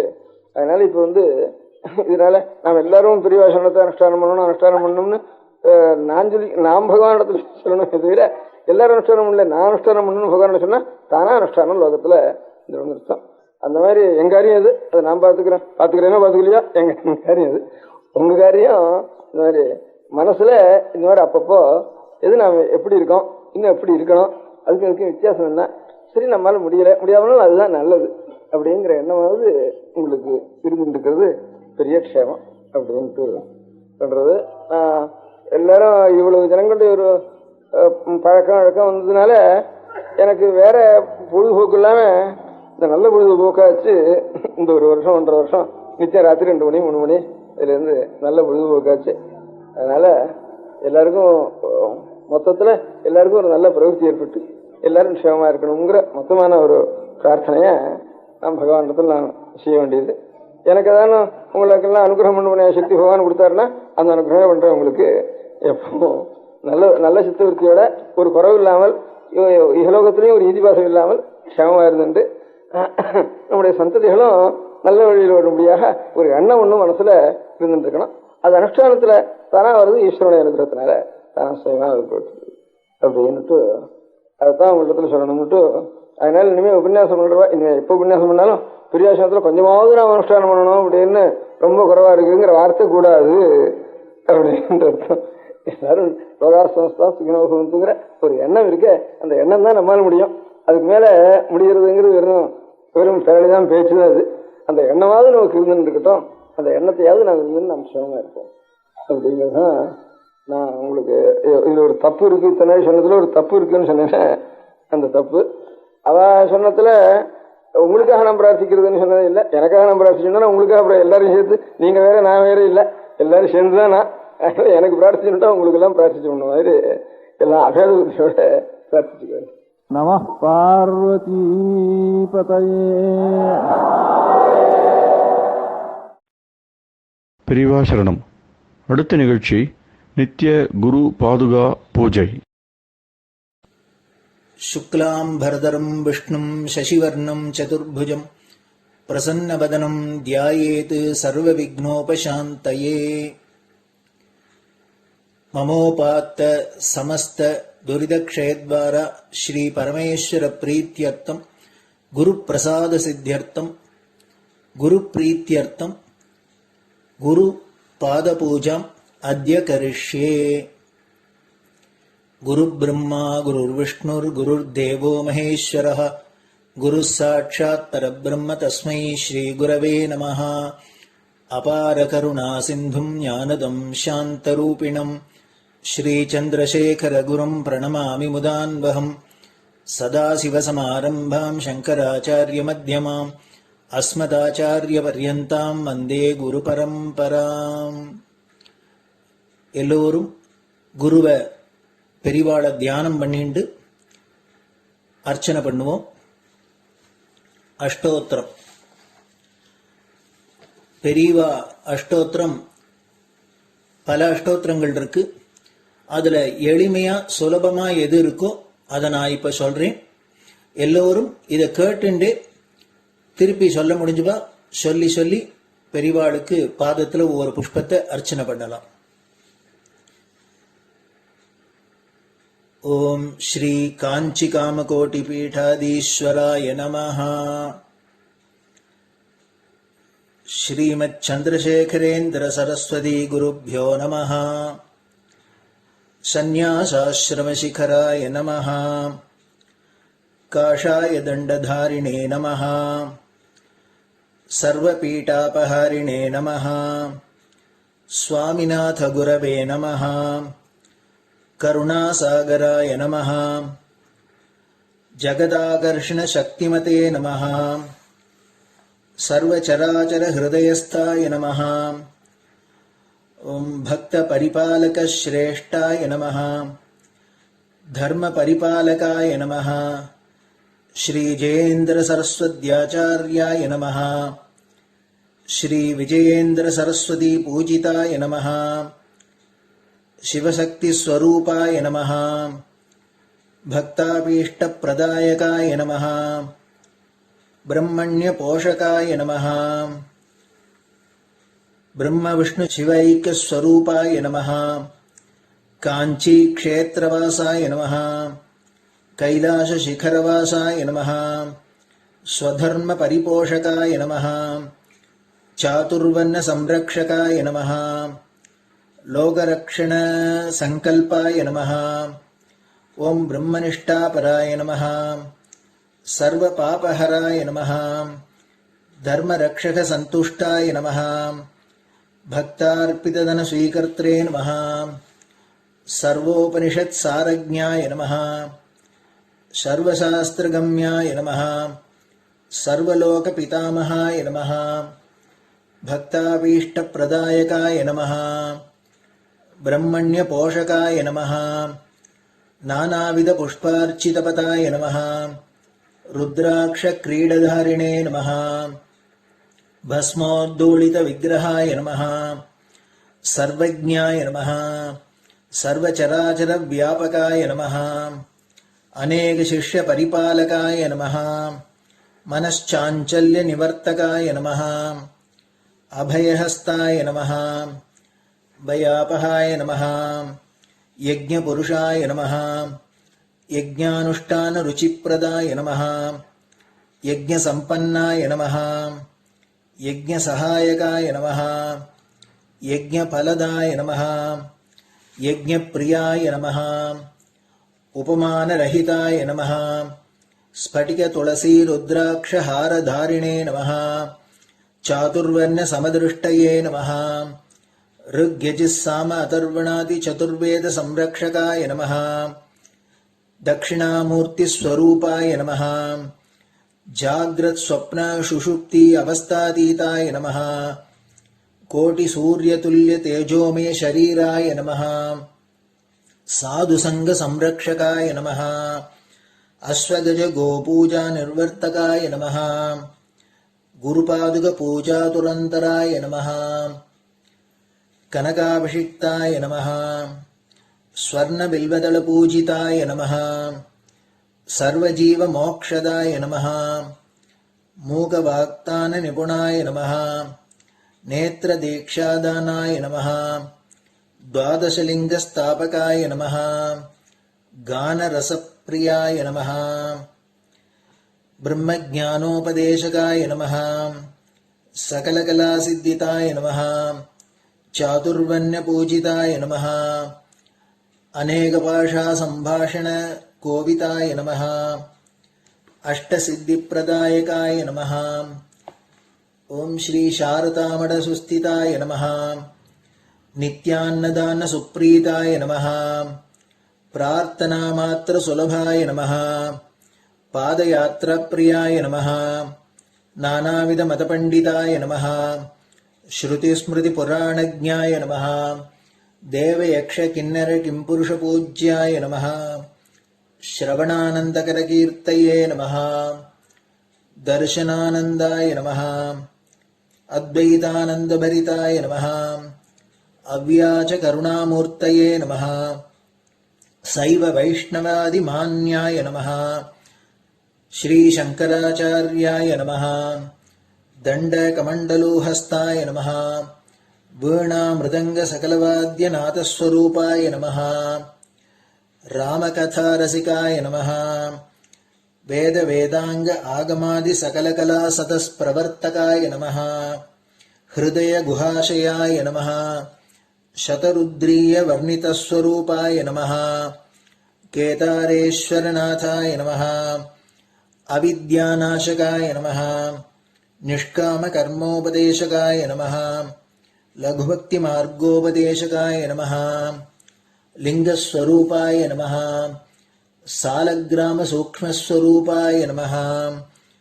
कालड्यां शंकरकीर्तिस्तंभ निर्माणकर्त्रे नमः. जितेन्द्रियाय नमः. शरणागतवत्सलाय नमः. श्रीशैलशिखरवासाय नमः. डमरुकनाद विनोदाय नमः. वृषभारूढाय नमः.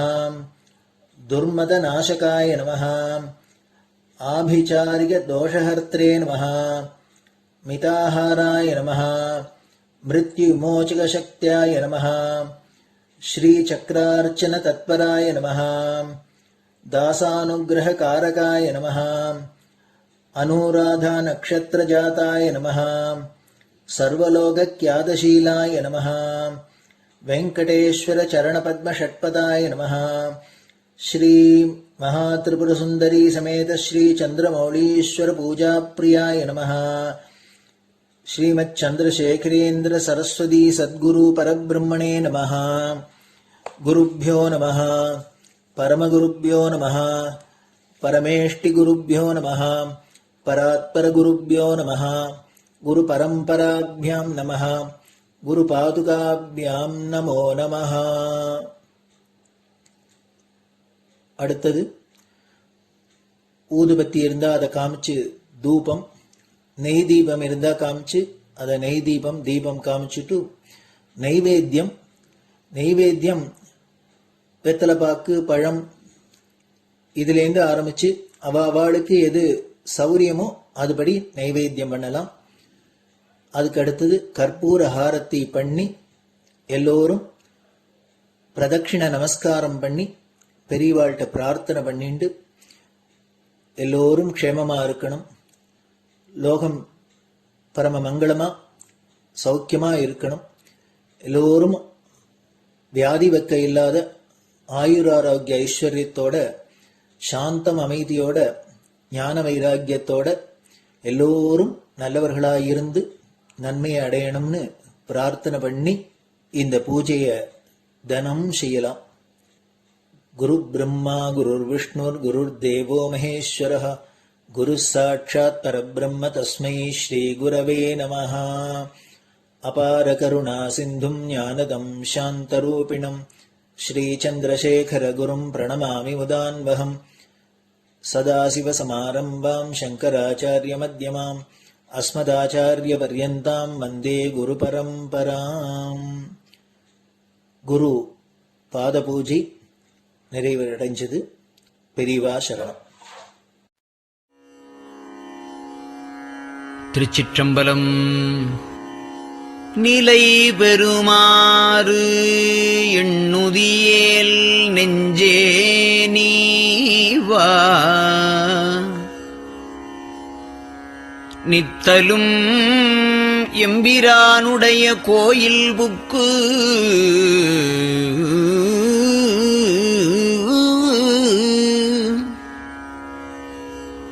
புலர்வதன் முன்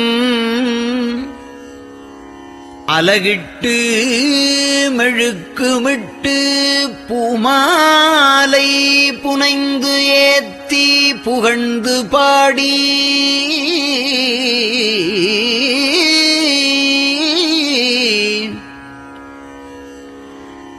தலையாரக் கும்பிட்டு கூத்தும் ஆடி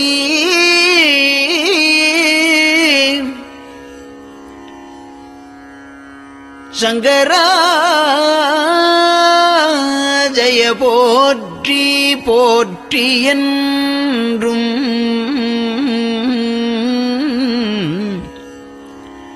அலைபுனல் சேர் செஞ்சடையம் ஆதி என்றும் ஆரூரா என்றென்றே அலரானில்லே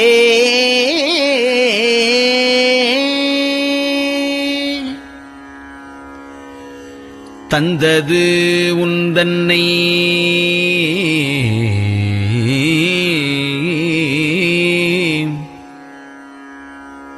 கொண்டது எந்தன்னை சங்கரா ஆர்கோலோ சதுரர் அந்தம் ஒன்றில்லா ஆனந்தம் பெற்றேன். யாது நீ பெற்றது ஒன்று என்பால் சிந்தையே கோயில் கொண்டயம் பெருமான் திருப்பெரும் துறையுரை சிவனே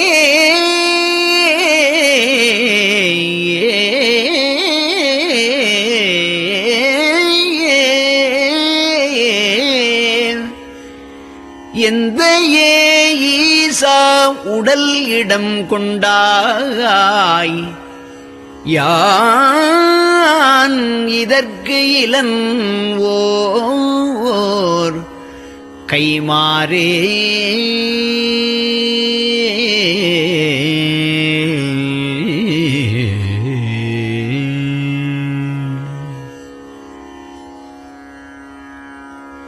அன்னநடையார் அமுத மொழியார் அவர்கள் பயில் தில்லை தென்னன் தமிழும் இசையும் கலந்த சிற்றம்பலம் தன்னுள்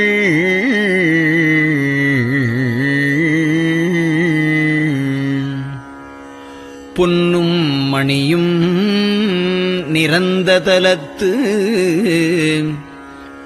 புலித்தோல் பியர்க்கிட்டு மின்னின் இடையாள் உமையாள்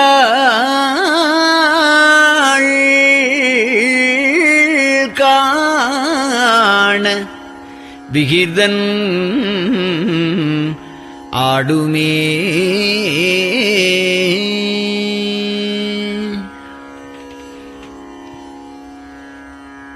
நெட்டையிலா உடல் நீத்து என்னை ஆண்ட நிகரிலா வண்ணங்களும்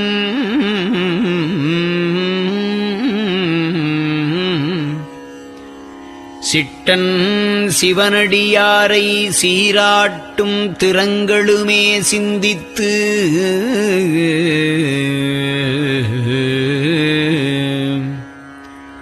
அட்டமூர்த்திக்கு என் அகம் நெகவூரும் அமிழ்தனுக்கு ஆலநீழற்பட்டனுக்கு என்னை தன்பாற்படுத்தானுக்கே பல்லாண்டு குருதுமே.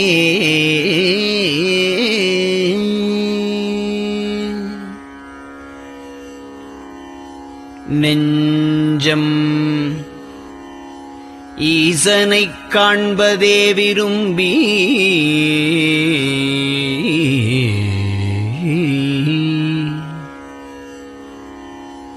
நிரந்தரம் திருவாக்கினில் நிகழ்வது அஞ்செழுத்துமே ஆக ஆளுடைய அம்மை செம்மலர் கைகுவித்து அருளி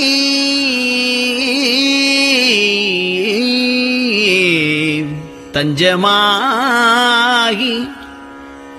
அரும் தவம் புரிய தரிப்பரே.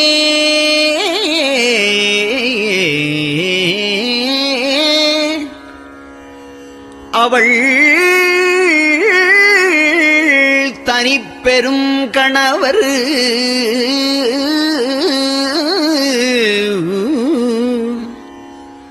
வஞ்சம் நீக்கிய மாவின் மூலத்து வந்து தோன்றினார் மலைமகள் காண.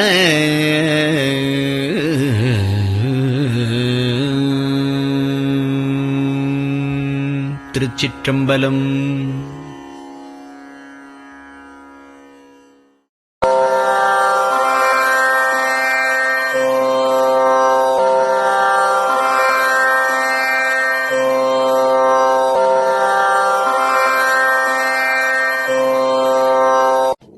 பெரியவா சரணம்.